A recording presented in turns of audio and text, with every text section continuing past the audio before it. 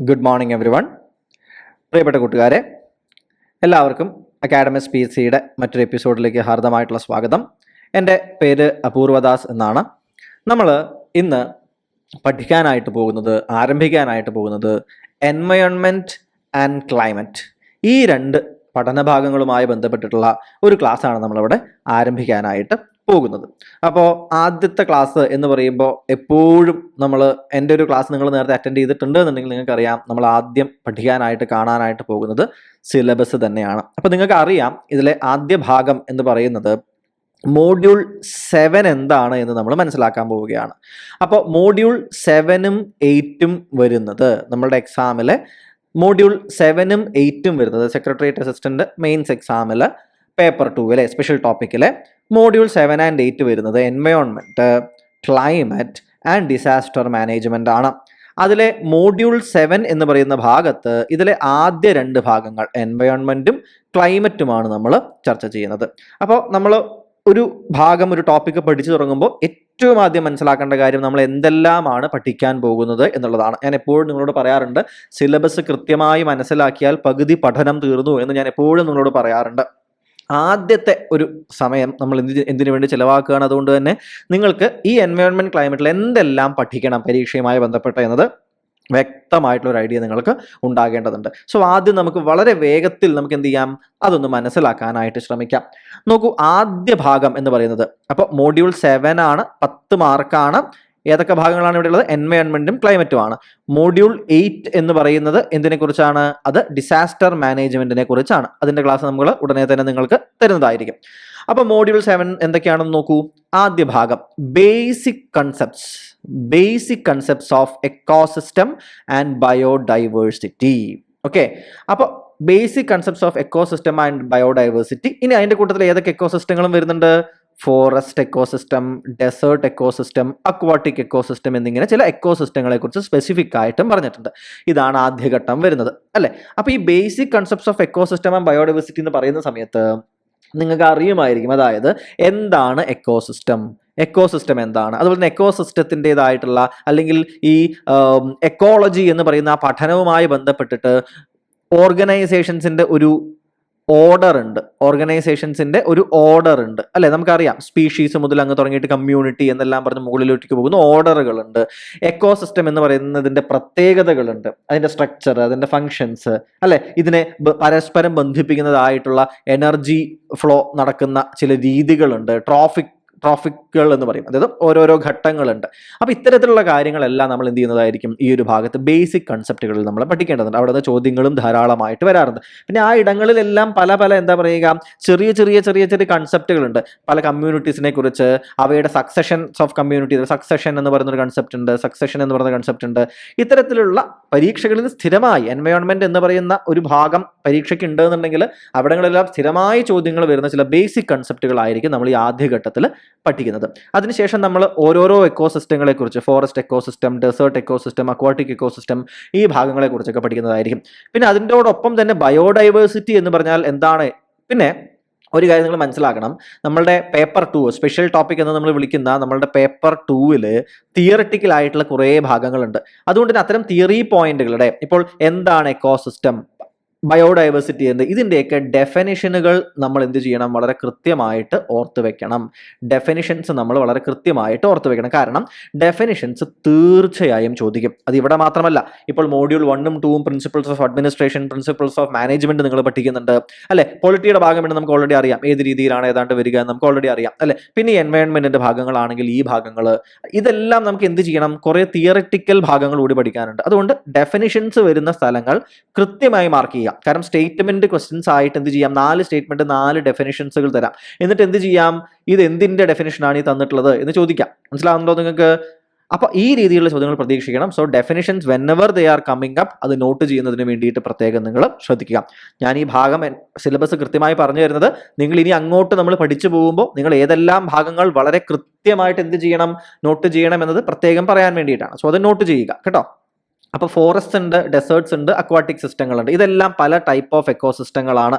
ഇവയെല്ലാം നമ്മൾ എന്ത് ചെയ്യും, ഇവയുടെയൊക്കെ പ്രത്യേകതകൾ നമ്മളൊന്ന് പഠിക്കുന്നതായിരിക്കും. അപ്പോൾ ആദ്യഘട്ടത്തിൽ നമ്മൾ എന്ത് ചെയ്യുകയാണ്, ഈ ഭാഗങ്ങൾ പഠിക്കുകയാണ്. മനസ്സിലാണ്ടോ? ട്രോഫിക് ലെവലുകൾ, ലെവൽസ് ഓഫ് ഓർഗനൈസേഷൻസ്, സക്സഷൻ പോലെയുള്ള കാര്യങ്ങൾ, അതുമായി ബന്ധപ്പെട്ടിട്ടുള്ള മറ്റു കാര്യങ്ങൾ, അല്ലെ, ഓരോന്നും നമ്മൾ പഠിക്കുന്നു. അതിനുശേഷം നമ്മൾ എന്ത് ചെയ്യുന്നു, അടുത്ത ഇവർ തന്നിട്ടുള്ളത് റിവേഴ്സ് ഓഫ് കേരള എന്ന് പറയുന്ന ഭാഗമാണ്. നോക്കൂ, ഈ ഭാഗത്ത് ഇനിയും കുറേ കാര്യങ്ങൾ പറയാനുണ്ട് കേട്ടോ. ഇപ്പോൾ ഫോറസ്റ്റ് എക്കോസിസ്റ്റം ആണെന്നുണ്ടെങ്കിൽ അവരുടേതായിട്ടുള്ള എന്താ പറയുക, ഏതൊക്കെ ടൈപ്പ് ഓഫ് ഫോറസ്റ്റുകൾ എങ്ങനെയെല്ലാം വളരുന്നു, ഇന്ത്യൻ വെജിറ്റേഷന്റെ രീതികൾ എവിടെയൊക്കെയാണ്, അല്ലെ, ട്രോപ്പിക്കൽ ഫോറസ്റ്റ് ഉണ്ട്, ഡെസേഡിയസ് ഫോറസ്റ്റ് ഉണ്ട്, തോൺ ഫോറസ്റ്റ് ഉണ്ട്, മാർഷി ലാൻഡുകൾ ഉണ്ട്, അല്ലെ, മാൻഗ്രൂവ്സുകളൊക്കെ വളരുന്നത്, ഡെസേർട്ട് സിസ്റ്റം ഉണ്ട്. അപ്പൊ ഇങ്ങനെ ഓരോ സ്ഥലത്തുമുള്ള ഭാഗങ്ങളൊക്കെ നമ്മൾ എന്ത് ചെയ്യും, അവിടെ പഠിക്കുന്നതായിരിക്കും. ഓക്കെ, ഞാൻ എല്ലാം പറയുന്നില്ല, ഏതാണ്ടുള്ള ഭാഗങ്ങളൊന്ന് പറയുന്നു എന്നേ ഉള്ളൂ. പിന്നെ റിവേഴ്സ് ഓഫ് കേരളത്തിലേക്ക് നമ്മൾ പോവുകയാണ്. പ്രധാനപ്പെട്ട കേരളത്തിൽ നദികൾ, അല്ലെ, പെരിയാറുണ്ട്, ഭാരതപ്പുഴ, പമ്പ, ചാലിയാറ്, ചാലക്കുടി പുഴ, നെയ്യാർ, അങ്ങനെ അങ്ങനെ കുറേ ഭാഗങ്ങൾ, അല്ലെ, അതിന് ഓരോന്നിനും ഓരോരോ പ്രത്യേകതകളുണ്ട്.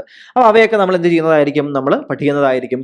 അതിൽ ഇവയൊക്കെ ബാധിക്കുന്ന പൊല്യൂഷൻ ഉണ്ട്. ഇപ്പൊ എന്താ പറയുക, ഓരോ ഇപ്പൊ കല്ലടയാറാണെങ്കിലും പല പല റിവേഴ്സും എന്ത് ചെയ്യുന്നുണ്ട്, ഇത്തരത്തിൽ ചാലിയാർ പുഴയാണെന്നുണ്ടെങ്കിലും ഇപ്പൊ കല്ലടയാറൊക്കെ ഈ അടുത്ത് മലിനീകരണം എന്ന ഒരു ബേസിസിൽ എന്ത് ചെയ്യുന്നുണ്ടായിരുന്നു, പലരും ന്യൂസിലൊക്കെ കണ്ടിട്ടുണ്ടാകും, അല്ലെ. അപ്പൊ അത്തരത്തിലുള്ള കറണ്ട് അഫയേഴ്സ് റിലേറ്റഡ് ആയിട്ടുള്ള കാര്യങ്ങളും മറ്റും റിവേഴ്സ് ഓഫ് കേരള പ്രത്യേകം ശ്രദ്ധിക്കണം. റിവേഴ്സ് ഓഫ് കേരളയാണ് ഇവിടെ പറയുന്നത്, ഇന്ത്യൻ റിവേഴ്സിനെ കുറിച്ചല്ല ഇവിടെ പറയുന്നത്.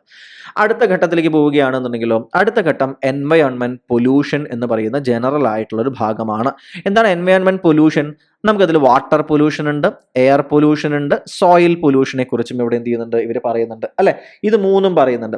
ഇനി ഇവ മൂന്നുമായും ബന്ധപ്പെട്ടിട്ടും ഇവയ്ക്കൊക്കെ കാരണമാകുന്നതായിട്ടുള്ള വിവിധങ്ങളായിട്ടുള്ള ഘടകങ്ങളുണ്ട്. മനസ്സിലാവുണ്ടോ? അതുപോലെ തന്നെ വാട്ടർ ആക്ട് പാസ്സാക്കിയിട്ടുണ്ട്, എയർ ആക്ട് പാസ്സാക്കിയിട്ടുണ്ട്, അല്ലെ. സോയിൽ പ്രൊട്ടക്ഷൻ റിലേറ്റഡ് ആയിട്ടുള്ള കാര്യങ്ങൾ, ഇപ്പൊ സോയിൽ ഹെൽത്ത് കാർഡുകൾ പോലുള്ള കാര്യങ്ങൾ, അതുമായി ബന്ധപ്പെട്ട ഭാഗങ്ങൾ, ഇതൊക്കെ നമുക്ക് എന്ത് ചെയ്യേണ്ടതുണ്ട്, ഒന്ന് മനസ്സിലാക്കണം, അല്ലെ. സോയിൽ പിന്നെ ഇവയുടെ എല്ലാത്തിന്റെയും ഇവയെ ഓരോന്നിനെയും എയർ പൊല്യൂഷൻ ഉണ്ടാക്കുന്ന ഘടകങ്ങൾ, അല്ലെ, വാട്ടർ പൊല്യൂഷൻ ഉണ്ടാക്കുന്ന ഘടകങ്ങൾ, ഇത്തരത്തിലുള്ള ഭാഗങ്ങളിൽ നിന്നും സ്റ്റേറ്റ്മെന്റ് ക്വസ്റ്റ്യൻസും തിയറിറ്റിക്കൽ ക്വസ്റ്റ്യൻസും വരാനായിട്ടുള്ള സാധ്യതകളും നമുക്ക് തള്ളിക്കളയാനായിട്ട് സാധിക്കില്ല. പിന്നെ കണ്ടാമിനൻസ് ആണ്. നമുക്കറിയാം, പെസ്റ്റിസൈഡ്സ് ആയിട്ട്, മെറ്റൽസ് ആയിട്ട്, ഗേഷ്യസ് പൊള്യൂട്ടൻസ് ആയിട്ട് ഒക്കെ എന്ത് ചെയ്യുന്നുണ്ട്, അതായത് ഇപ്പോൾ പർട്ടിക്കുലേറ്റ് മാറ്റർ എന്നൊക്കെ പറയില്ലേ, പർട്ടിക്കുലേറ്റ് മാറ്റർ, സൂട്ട് പോലുള്ള കാര്യങ്ങൾ, അല്ലെ, ഫോഗ് ക്രിയേറ്റിംഗ് ആയിട്ടുള്ള പൊല്യൂട്ടൻസ്, ഇതൊക്കെ ഗേഷ്യസ് പൊല്യൂട്ടൻസ് ആയിട്ടുള്ള വരും, അല്ലെ. എയറോസോൾ പാർട്ടിക്കിൾസ് പലതും, അല്ലെ, അപകടകരമാണ്. അതുപോലെ തന്നെ മെറ്റൽസ് എന്ന് പറഞ്ഞ തലത്തിൽ നമ്മൾ നോക്കുകയാണെന്നുണ്ടെങ്കിൽ കാഡ്മിയം, ലെഡ്, മെർക്കുറി പോലെയുള്ള, അല്ലെ, ഹെവി മെറ്റലുകൾ, ഇതൊക്കെ മനുഷ്യന്റെ ഇപ്പോൾ നമുക്ക് പല പല രോഗങ്ങൾ അറിയാം, അല്ലെ. അതെല്ലാം എന്താണ്, ഈ മെറ്റൽസുമായി ബന്ധപ്പെട്ട് വരുന്ന രോഗങ്ങളുണ്ട്. ഇതെല്ലാം നമ്മൾ പഠിക്കേണ്ടതായിട്ട് ഉണ്ട്. ഇനി ഇത്തരത്തിലുള്ള പൊല്യൂഷൻ നടക്കുമ്പോൾ, കണ്ടാമിനൻസ് പ്രകൃതിയുമായിട്ട് കലരുമ്പോൾ പലയിടങ്ങളിലുമായിട്ട് ചിപ്കോ മൊമെന്റ് പോലെ, അല്ലെ, മേധാ പട്കറിന്റെ നേതൃത്വത്തിലുള്ള നർമ്മദാ ബച്ചാവോ ആന്തോളൻ പോലെയൊക്കെയുള്ള എൻവയോൺമെന്റൽ മൂവ്മെന്റുകൾ ധാരാളമായിട്ട് നടന്നിട്ടുണ്ട്. അപ്പൊ അത്തരത്തിലുള്ള എൻവയോൺമെന്റൽ മൂവ്മെന്റുകൾ നമ്മൾ എന്ത് ചെയ്യുന്നതായിരിക്കും, നമ്മൾ ഇതുമായി ബന്ധപ്പെട്ടിട്ട് പഠിക്കുന്നതായിരിക്കും. അത് കുറേ ഉണ്ട്, അല്ലെ. ചിപ്കോ മൂവ്മെന്റ് ഞാൻ പറഞ്ഞു ഓൾറെഡി. നമ്മുടെ സൈലന്റ് വാലിയിൽ എന്ത് ചെയ്തിട്ടുണ്ട്, ഇപ്പോൾ നമ്മൾ കേരള PS എഴുതുന്നത് കാരണം തന്നെ സൈലന്റ് വാലി എന്താ പറയുക, രക്ഷിക്കുന്നതിന് വേണ്ടിയിട്ടുള്ളൊരു അവിടെ ഒരു ഡാം കെട്ടാൻ പോയപ്പോൾ അതിൻ്റെ ഒരു മൊമെന്റ് ഉണ്ട്, അല്ലെ. ചിപ്കോ മൊമെന്റ് ഉണ്ട്, ബിഷ്ണോയ് മൊമെന്റ് വളരെ ഫേമസ് ആണ്, നർമ്മദാ ബച്ചാവോ ആന്തോളൻ മൊമെന്റ് ഫേമസ് ആണ്, അല്ലെ. പിന്നെ ഏതൊക്കെയാണ്, അങ്ങനെ പല രീതിയിലുള്ള ഇപ്പൊ തെഹരി ഡാം കെട്ടാൻ വേണ്ടിയിട്ട് എന്തായിരുന്നു, അതുപോലെ ആപ്പിക്കോ മൊമെന്റ് ഉണ്ടായിരുന്നു, അല്ലെ. ആപ്പിക്കോ മൊമെന്റ് ഈ അടുത്ത് ഏതൊരു എക്സാമിൽ ചോദിച്ചു കണ്ടിട്ടുണ്ടായിരുന്നു, ആപ്പിക്കോ മൊമെന്റ് ചോദിച്ചു കണ്ടിട്ടുണ്ടായിരുന്നു. ഇത്തരത്തിൽ ധാരാളം എന്ത് നമുക്ക് കാണാൻ സാധിക്കും, മൂവ്മെന്റുകളെ കുറിച്ചിട്ടുള്ള ന്യൂസുകളും ചർച്ചകളും ഒക്കെ കാണാൻ പറ്റും. അത് നമുക്ക് പഠിക്കേണ്ടതായിട്ടുണ്ട്. പിന്നെ ഒബ്വിയസ്ലി എൻവയോൺമെന്റ് പ്രൊട്ടക്ഷനുമായി ബന്ധപ്പെട്ട് പറയുമ്പോൾ ഇന്റർനാഷണൽ ആൻഡ് നാഷണൽ ഓർഗനൈസേഷൻസിനെ വിട്ടിട്ട് നമുക്ക് ഒരിക്കലും എന്ത് ചെയ്യാൻ പറ്റില്ല, ഒരു സിലബസും പോവില്ല. അതുകൊണ്ട് ഈ ഭാഗങ്ങൾ ഇപ്പോൾ യുണൈറ്റഡ് നേഷൻസിന്റെ UNFCCC ഉണ്ട്, അല്ലെ, യുണൈറ്റഡ് നേഷൻ എന്താ പറയുക, ഫ്രെയിംവർക്ക് ഫോർ ക്ലൈമറ്റ് ചേഞ്ച്, അല്ലെ, framework convention four climate change എന്ന് പറഞ്ഞിട്ടുള്ള UNFCCC എന്ന് പറഞ്ഞിട്ടുള്ള ഒരു ഭാഗമുണ്ട്, അല്ലെ. ഇത് മുതൽ നിങ്ങൾ IUCN ഉണ്ട്, അല്ലെ. IUCN റെഡ് ലിസ്റ്റ് നിങ്ങൾക്ക് അറിയാൻ പറ്റുമായിരിക്കും. എൻവയോൺമെന്റ് പ്രോഗ്രാം, യുണൈറ്റഡ് നേഷൻസിന്റെ എൻവയോൺമെന്റ് പ്രോഗ്രാം ഉണ്ട്, അല്ലെ. ഗ്രീൻ പീസ് ഉണ്ട്, WWF ഉണ്ട്, റെഡ് ഡേറ്റ ബുക്കിൽ listing of animals all those things എവിടെ ഉണ്ട്, അവിടെ വരുന്നുണ്ട്. അപ്പോൾ അത്തരത്തിലുള്ള ഇന്റർനാഷണൽ ആൻഡ് നാഷണൽ ആയിട്ടുള്ള ഓർഗനൈസേഷൻസിനെ കുറിച്ചെല്ലാം നമ്മൾ എന്ത് ചെയ്യുന്നതായിരിക്കും അവിടെ പഠിക്കും. പിന്നെ നാഷണൽ ലെവലിൽ ഇപ്പോൾ പ്രകൃതി സംരക്ഷണത്തിന് നാഷണൽ ഗ്രീൻ ട്രൈബ്യൂണൽ ഉണ്ട്. ഇതൊരു സ്റ്റാറ്റ്യൂട്ടറി ബോഡി പോലെയാണ്, അല്ലെ. നാഷണൽ ഗ്രീൻ ട്രൈബ്യൂണൽ ആക്ടിലൂടെയാണ് എന്ത് ചെയ്യുന്നത് വരുന്നത്. അതുമായി ബന്ധപ്പെട്ട ഇയേഴ്സ് ഉണ്ട്, അല്ലെ. അപ്പോൾ ഇതെല്ലാം ഇമ്പോർട്ടൻ്റ് ആണ് ഈ ഭാഗങ്ങളിൽ. ഇതൊക്കെ നമ്മൾ എന്ത് ചെയ്യും, ഈ ഭാഗങ്ങളിൽ പഠിക്കുന്നതായിരിക്കും. ഓക്കെ അല്ലേ? അതിനുശേഷം എന്ത് ചെയ്യുകയാണ്, പിന്നെയും നമ്മൾ വീണ്ടും കേരളത്തിലേക്ക് വരികയാണ്. എന്താണ് വരുന്നത്? Wild life sanctuaries, national parks, biosphere reserves in Kerala. നോക്കൂ, കേരളത്തിലെയാണ്, റിവേഴ്സും കേരളത്തിലെയാണ് പറഞ്ഞിട്ടുണ്ടായിരുന്നത്. ഈ പ്രൊട്ടക്റ്റഡ് ഏരിയാസ് ആണ് അല്ലെ. വൈൽഡ് ലൈഫ് സാങ്ച്വറി ആവട്ടെ, നാഷണൽ പാർക്ക് ആവട്ടെ, ബയോസ്ഫിയർ റിസർവ് ആവട്ടെ, ഇതൊക്കെ പ്രൊട്ടക്റ്റഡ് ഏരിയാസ് എന്നുള്ളൊരു ടൈറ്റിലിന്റെ അടിയിലാണ് വരുന്നത്. കേരളത്തിലെ എന്ന് പ്രത്യേകം എന്ത് ചെയ്തിട്ടുണ്ട്, അവരെടുത്ത് പറഞ്ഞിട്ടുണ്ട്. സോ നമ്മൾ ഇന്ത്യൻ ഭാഗത്തേക്ക് വലിയ രീതിയിൽ എന്ത് ചെയ്യേണ്ടതില്ല, പോകേണ്ടതില്ല. അത് ഇന്ത്യൻ ജോഗ്രഫിയുടെ ഭാഗത്തായിട്ട് എന്ത് ചെയ്യും, ചോദ്യങ്ങൾ വരികയാണെങ്കിൽ അവിടെ നിന്ന് വന്നോളും. അപ്പോൾ ഇവിടെ നമുക്ക് എന്താണ്, സ്വാഭാവികമായിട്ടും നമ്മളുടെ നാഷണൽ പാർക്കുകളാണെന്നെങ്കിലും സൈലന്റ് വാലി ആവട്ടെ, പെരിയാർ, ഇരവികുളം, അല്ല ആനമുടി, പാമ്പാടും, മതികെട്ടാൻ ഷോലകൾ, ഇതെല്ലാം നമ്മൾ എന്ത് ചെയ്യും, അവിടെ പഠിക്കുന്നതായിരിക്കും. ബയോസ്ഫിയർ റിസർവ് ആണെങ്കിൽ നീലഗിരി ബയോസ്ഫിയർ റിസർവ്, നീലഗിരിയുമായി ബന്ധപ്പെട്ട് ധാരാളം ചോദ്യങ്ങൾ വരാൻ സാധ്യതയുണ്ട് അല്ലെ. അവിടുത്തെ ജീവിവർഗ്ഗങ്ങൾ ഏതൊക്കെ, 3 സംസ്ഥാനങ്ങൾ ചേരുന്ന സ്ഥലമാണ് അല്ലെ, അത്തരത്തിലുള്ള ധാരാളം ക്വസ്റ്റ്യൻ, അതൊക്കെ നമ്മൾ എന്ത് ചെയ്യും, അവിടെ പഠിക്കുന്നത് ആയിരിക്കും. ശേഷം നമ്മൾ എവിടേക്ക് പോവും, ഗ്ലോബൽ എൻവയോൺമെന്റൽ ഇഷ്യൂസിലേക്ക് പോവും. ഗ്ലോബൽ വാർമിംഗ് വലിയൊരു ഇഷ്യൂ ആണ്, ഓസോൺ ഡിപ്ലീഷൻ വലിയൊരു ഇഷ്യൂ ആണ്, climate change in general sense എന്താണ്, വളരെ ഇമ്പോർട്ടൻ്റ് ആണ്. ഈ 3 ഭാഗങ്ങൾ എന്ത് ചെയ്യേണ്ടതുണ്ട്, നമുക്ക് മനസ്സിലാക്കേണ്ടതായിട്ട്. ഇപ്പോൾ ഓസോൺ ഡിപ്ലീഷൻ ആണെന്നുണ്ടെങ്കിലും എങ്ങനെയാണ് പ്രോസസ്സ് നടക്കുന്നു അല്ലെ. ഇപ്പോൾ റേസ് വരികയാണ് അല്ലെ, ഓക്സിജൻ എന്ന് പറയുന്നത് എന്ത് ചെയ്യുന്നുണ്ട്, ഓക്സിജൻ എന്ന് പറയുന്നത് 2 ആറ്റങ്ങളായി മാറുകയാണ്. ഈ O ആറ്റം എന്ന് പറയുന്നത് വളരെ റിയാക്റ്റീവ് ആണ്. അത് എന്ത് ചെയ്യുന്നുണ്ട്, O2 ആയിട്ട് മാറി ചേർന്ന് എന്ത് ചെയ്യുന്നുണ്ട്, ഓക്സിജൻ ആയിട്ട് എന്ത് ചെയ്യുന്നു, മാറുന്നുണ്ട് അല്ലെ. പിന്നെ ഈ ഓക്സിജൻ ഡിപ്ലീറ്റിംഗ് ആയിട്ടുള്ള കാര്യങ്ങളുണ്ട്. ഈ അടുത്തായിട്ട് ചില എക്സാമുകളിൽ ജെറ്റ് സ്ട്രീമുകൾ എങ്ങനെയാണ് ഓസോൺ ഡിപ്ലീഷന് കാരണമാകുന്നത്, സ്ട്രാറ്റോസ്ഫിയറിക് ആയിട്ടുള്ള ക്ലൗഡുകൾ ഉണ്ടാകുന്നത് എങ്ങനെയാണ് ഓസോണിനെ ഡിപ്ലീറ്റ് ചെയ്യുന്നത്, ഇത്തരത്തിലുള്ള ന്യൂസുകളെല്ലാം ഈ അടുത്ത് വരുന്നുണ്ടായിരുന്നു. അപ്പോൾ ഇത്തരം കാര്യങ്ങളൊക്കെ എന്ത് ചെയ്യണം, നമുക്ക് നോക്കണം. ഓസോൺ ഡിപ്ലീഷൻ, ഓസോൺ ഹോൾ ഏത് ഭാഗത്തായിട്ടാണ് വരുന്നത് അല്ലെ, അന്റാർട്ടിക്കൻ ഭാഗത്താണ്. അപ്പോൾ ഇത്തരത്തിലുള്ള ചോദ്യങ്ങൾക്ക് നമുക്ക് എന്ത് ചെയ്യാം, ഈ ഭാഗങ്ങളിൽ നമ്മൾ പഠിച്ച് പോകുന്നതായിരിക്കും. പിന്നെ അടുത്ത ഘട്ടം നോക്കുക ഏതാണെന്നുള്ളത്, എൻവയോൺമെന്റൽ impact assessment and developmental project. നമുക്ക് ഡെവലപ്മെന്റൽ പ്രൊജക്ടുകളുമായി ബന്ധപ്പെട്ട് ഇപ്പോൾ ഏറ്റവും പ്രധാനപ്പെട്ട ഒരു കാര്യമാണ് എൻവയോൺമെന്റിൽ എന്ത് ഇമ്പാക്റ്റ് ആണ് ഇത് ഉണ്ടാക്കുന്നത് എന്നുള്ള അസസ്മെന്റുമായി ബന്ധപ്പെട്ട കാര്യങ്ങൾ. അപ്പോൾ ഇത് നമുക്ക് എന്ത് ചെയ്യണം, മനസ്സിലാക്കാം എങ്ങനെയാണ് ഇത് പോകുന്നത്. അതായത് എൻവയോൺമെന്റൽ ഇമ്പാക്ട് അസസ്മെന്റ്, അതിന്റെ ഘട്ടങ്ങൾ എന്താണ്, ഏത് രീതി, അതിന് ഓരോരോ കമ്മിറ്റികളുണ്ട്, മനസ്സിലാവുന്നുണ്ടോ. ഇത് അസസ് ചെയ്യുന്ന, അതിനുശേഷം ഇത് ഓക്കെ ആണോ എന്ന് മോണിറ്റർ ചെയ്യുന്ന കമ്മിറ്റികളുണ്ട്, അപ്രൈസൽ കമ്മിറ്റികളുണ്ട്, മനസ്സിലാവുന്നുണ്ടോ. അപ്പോൾ ഇത്തരം കാര്യങ്ങൾ ഓരോന്നും നമുക്ക് എന്ത് ചെയ്യണം. പിന്നെ ഇതൊക്കെ ഇതിന്റെ സ്റ്റെപ്പുകൾ തീരുമാനിക്കുന്നത് ആരൊക്കെ, ഇതൊക്കെ നമ്മൾ എന്ത് ചെയ്യണം, നമ്മൾ മനസ്സിലാക്കേണ്ടതായിട്ട് ഉണ്ട്. അപ്പോൾ എൻവയോൺമെന്റൽ ഓഡിറ്റിംഗ് എന്ന് പറഞ്ഞാൽ എന്താണ്, ഗ്രീൻ ഓഡിറ്റിംഗ് എന്താണ്, എൻവയോൺമെന്റൽ ലോസ്, ഇന്ത്യയിൽ ഉണ്ടായിട്ടുള്ള പ്രധാനപ്പെട്ട എൻവയോൺമെന്റൽ ലോകളുണ്ട്, മനസ്സിലാവുന്നുണ്ടോ. അത് ഞാൻ നേരത്തെ പറഞ്ഞ ഏതൊക്കെ ആക്ടുകളാണ്, ഈ വാട്ടർ ആക്ട് ഉണ്ട്, എയർ ആക്ട് ഉണ്ട്, അതുപോലെ തന്നെ ചില ജീവികളെ സംരക്ഷിക്കാനായിട്ടുള്ള പല പല ആക്ടുകൾ ഉണ്ടായിട്ടുണ്ട്. ഈ ഭാഗങ്ങളൊക്കെ നമ്മൾ എന്ത് ചെയ്യും, ഇവിടെ നമ്മൾ പഠിക്കുന്നതായിരിക്കും. അപ്പോൾ ഈ രീതിയിൽ നമ്മൾ അടിസ്ഥാനപരമായിട്ട് എന്ത് ചെയ്യുകയാണ്, ഓരോരോ ഭാഗങ്ങളും സെപ്പറേറ്റ് പിക്ക് ചെയ്ത് കൃത്യമായ സിലബസ് പഠിച്ചു തീർക്കുക എന്ന ഉദ്ദേശത്തിലാണ് നമ്മൾ എന്ത് ചെയ്യുന്നത്, ഈ കോഴ്സ് തുടങ്ങുന്നത്. അപ്പോൾ ബേസിക് ആയിട്ട് നമ്മൾ പഠിക്കാൻ പോകുന്ന ഭാഗങ്ങളെ കുറിച്ചുള്ള ഒരു ഐഡിയ നിങ്ങൾക്ക് ഉണ്ടായിട്ടുണ്ടാകുമെന്ന് വിശ്വസിക്കുകയാണ്. ആ വിശ്വാസത്തോടു കൂടി നമ്മൾ എന്ത് ആരംഭിക്കുകയാണ്, നമ്മൾ ഇന്നത്തെ എൻവയോൺമെന്റ് ക്ലാസ് നമ്മൾ ഇവിടെ ആരംഭിക്കാൻ പോവുകയാണ്. ആദ്യത്തെ ഭാഗത്തേക്ക് പോവുകയല്ല ഇപ്പൊ നമ്മൾ. സോ മോഡ്യൂൾ 1 എൻവയോൺമെന്റ് ക്ലൈമറ്റുമാണ് മോഡ്യൂൾ 7 നമ്മൾ പഠിക്കാനായിട്ട് പോകുന്നത്. റൈറ്റ്. എക്കോളജി എന്താണ്? Ecology, what is ecology? Ecology basically നമ്മൾ വളരെ സിമ്പിൾ ആയിട്ട് എക്കോളജി എന്താണ് എന്ന് പറയുകയാണെന്നുണ്ടെങ്കിൽ, ഒരൊറ്റ വാക്കിൽ പറയാൻ പറ്റുകയാണെന്നുണ്ടെങ്കിൽ എന്താണ്, it is A study of Inter relationships. എന്താണ് ഇന്റർ റിലേഷൻഷിപ്സ്? എന്താണ് ഇന്റർ റിലേഷൻഷിപ്സ്? ഏതെല്ലാമോ ഭാഗങ്ങളുടെ ഇടയിലുള്ള ബന്ധം കണ്ടുപിടിക്കലാണ് നമ്മൾ ചെയ്യുന്നത് അല്ലെ എക്കോളജിയിൽ. അപ്പൊ എന്താണ് ഇന്റർ റിലേഷൻഷിപ്സ്? ബേസിക്കലി എന്തിന്റെ ഇന്റർ റിലേഷൻഷിപ്സ് ഒരു ചോദ്യം വരും അല്ലെ. Interrelationships with of organisms, വിവിധങ്ങളായിട്ടുള്ള ഓർഗാനിസംസ്, അവയുടെ നാച്ചുറൽ എൻവയോൺമെന്റ്. ഇതൊരു ബേസിക് ആയിട്ടുള്ള ഒരു ഡെഫിനേഷൻ. നിങ്ങൾ ഗൂഗിൾ ചെയ്താലും എല്ലാവരുടെയും കിട്ടുന്ന ഒരു ബേസിക് ഡെഫിനേഷൻ ആണത്, മനസ്സിലാവുന്നുണ്ടോ? ഓർഗാനിസംസും അവ ജീവിക്കുന്ന നാച്ചുറൽ ആയിട്ടുള്ള എൻവയോൺമെന്റും തമ്മിലുള്ള ഒരു ഇന്റർ റിലേഷൻഷിപ്പ് ആണ്. പിന്നെ അഗെയിൻ നിങ്ങൾ ടെക്സ്റ്റുകൾ നോക്കിയാൽ കാണാൻ പറ്റും, ഇതിന്റെ ഒരു എന്താ പറയുക, ഒരു ഗ്രീക്ക് ആണ് എറ്റിമോളജി എന്ന് പറയും. എന്താണ് എറ്റിമോളജി? എന്താണ് എറ്റിമോളജി എന്ന് വെച്ച് കഴിഞ്ഞാൽ, അതായത് ഈ വാക്കുകളുടെ വേർഡ്സിനെ കുറിച്ചുള്ള പഠനം, വേർഡ്സിനെ കുറിച്ചിട്ടുള്ള എന്താ പറയുക, പഠനവും അതുമായി ബന്ധപ്പെട്ട കാര്യത്തിന് എറ്റിമോളജി എന്ന് പറയാം. അപ്പൊ ഒരു ഗ്രീക്ക് ഒറിജിനിലുള്ള 2 വാക്കുകൾ, ഓയിക്കോസ് എന്നൊരു വാക്കും ലോഗോസ് എന്ന് പറയുന്നൊരു വാക്കും. ഇത് നോക്കിക്കഴിഞ്ഞാൽ നമ്മുടെ ഏതൊരു എൻവയോൺമെന്റൽ സ്റ്റഡി, നിങ്ങൾ ഏതൊരു ബുക്ക്, UPSC റിലേറ്റഡ് ആയിട്ടുള്ള പുസ്തകങ്ങളും നമ്മൾ ഇത്തരം കോഴ്സുകൾ തയ്യാറാക്കുമ്പോൾ UPSCയുടെ മെറ്റീരിയലുകൾ ഒക്കെ ഒന്ന് എന്ത് ചെയ്യാറുണ്ട്, നമ്മൾ നല്ലപോലെ ഒന്ന് വായിച്ചു നോക്കിയിട്ടാണ് ഇത്തരം സ്ലൈഡുകൾ ഉണ്ടാക്കാറുള്ളത്. അപ്പോൾ ഏതൊരു UPSC മെറ്റീരിയൽ എടുത്ത് നോക്കിയാൽ നിങ്ങൾക്ക് കാണാൻ പറ്റും, അതിൻ്റെ തുടക്കം ഇതാണ്. എന്താണ് ഇതിൻ്റെ വാക്ക്? എക്കോളജി എന്ന വാക്ക്, ഓയിക്കോസും ലോഗോസും. ഓയിക്കോസ് എന്ന് വെച്ചാൽ എന്താ അർത്ഥം? ഓയിക്കോസ് എന്ന് വെച്ച് കഴിഞ്ഞാൽ ബേസിക്കലി എന്താ പറയുക, ലിവിങ് പ്ലേസ്, താമസിക്കുന്ന സ്ഥലം, മനസ്സിലാവുണ്ട്, ഹൗസ് എന്നുള്ളൊക്കെയുള്ള അർത്ഥമാണ് എന്ത് ചെയ്യുന്നത് വരുന്നത്, മനസ്സിലാവും, ഹൗസ് അല്ലെങ്കിൽ ഹോം, താമസിക്കുന്ന സ്ഥലം, the place where it lives എന്ന് പറയുന്ന അർത്ഥമാണ് വരുന്നത്. ലോഗോസ് എന്ന് വെച്ച് കഴിഞ്ഞാലോ, ലോഗോസ് എന്ന് വെച്ച് കഴിഞ്ഞാൽ പഠിക്കുക, ടു സ്റ്റഡി എന്ന് പറയുന്ന അർത്ഥമാണ് വരുന്നത്. അപ്പോൾ ജീവിവർഗങ്ങളുടെ താമസത്തിനെ കുറിച്ച്, അവയുടെ സർവൈവലിനെ കുറിച്ച്, അവരെവിടെയാണുള്ളത് എന്നതിനെ കുറിച്ച് പഠിക്കുന്നതിനെയാണ് എക്കോളജി എന്ന പേര് കൊണ്ട് നമ്മൾ ഉദ്ദേശിക്കുന്നത്. മനസ്സിലാവുന്നുണ്ടോ? എക്കോളജി. അപ്പോൾ ഓയിക്കോസ് ലോഗോസ് രണ്ടും കൂടി ചേർന്നിട്ടാണ് എക്കോളജി എന്ന് പറയുന്ന വാക്ക് വന്നിരിക്കുന്നത്. ഓക്കെ ആണല്ലോ? ഗ്രീക്ക് ഒറിജിൻ ആണ് എന്ന് കൂടി ആലോചിക്കുക. ഇനി ഈ ഒരു വേർഡ് എക്കോളജി എന്ന് പറയുന്ന ഒരു പെർട്ടിക്കുലർ വേർഡ് കോയിൻ ചെയ്തത് ആര് എന്ന് ചോദിക്കുകയാണെങ്കിൽ, എക്കോളജി എന്ന് പറയുന്ന ഒരു വേർഡ് കോയിൻ ചെയ്തത് ആര് എന്ന് ചോദിക്കുകയാണെങ്കിൽ അത് ഏൺസ്റ്റ് ഹെയ്ക്കൽ ആണ്. ആരാണ്? ഏൺസ്റ്റ് ഹെയ്ക്കൽ ആണ് ഇത്തരത്തിലുള്ള ഒരു വേർഡ് കോയിൻ ചെയ്യുന്നത്. ഇനി അതിനുശേഷം E.P. ഓഡം എന്ന് പറയും. ആരാണ്? E.P. ഓഡം എന്ന് പറയുന്നത് ഇദ്ദേഹം ഒരു അമേരിക്കക്കാരനാണ്. ഇദ്ദേഹമാണ് ecosystem is the fundamental unit of ecology. Ecological studies നമ്മൾ നടത്തുമ്പോൾ നമ്മൾ നോക്കൂ എന്തിനെ കുറിച്ച് പഠിക്കും. ഇപ്പോൾ കെമിസ്ട്രി പഠിക്കുകയാണെങ്കിൽ നമ്മൾ പറയും എന്താണ്, ആറ്റം എന്ന് പറയുന്നതാണ് എന്തെന്ന്, ഒരു ഫണ്ടമെന്റൽ ആയിട്ടുള്ള ഒരു യൂണിറ്റ് എന്ന് പറയും.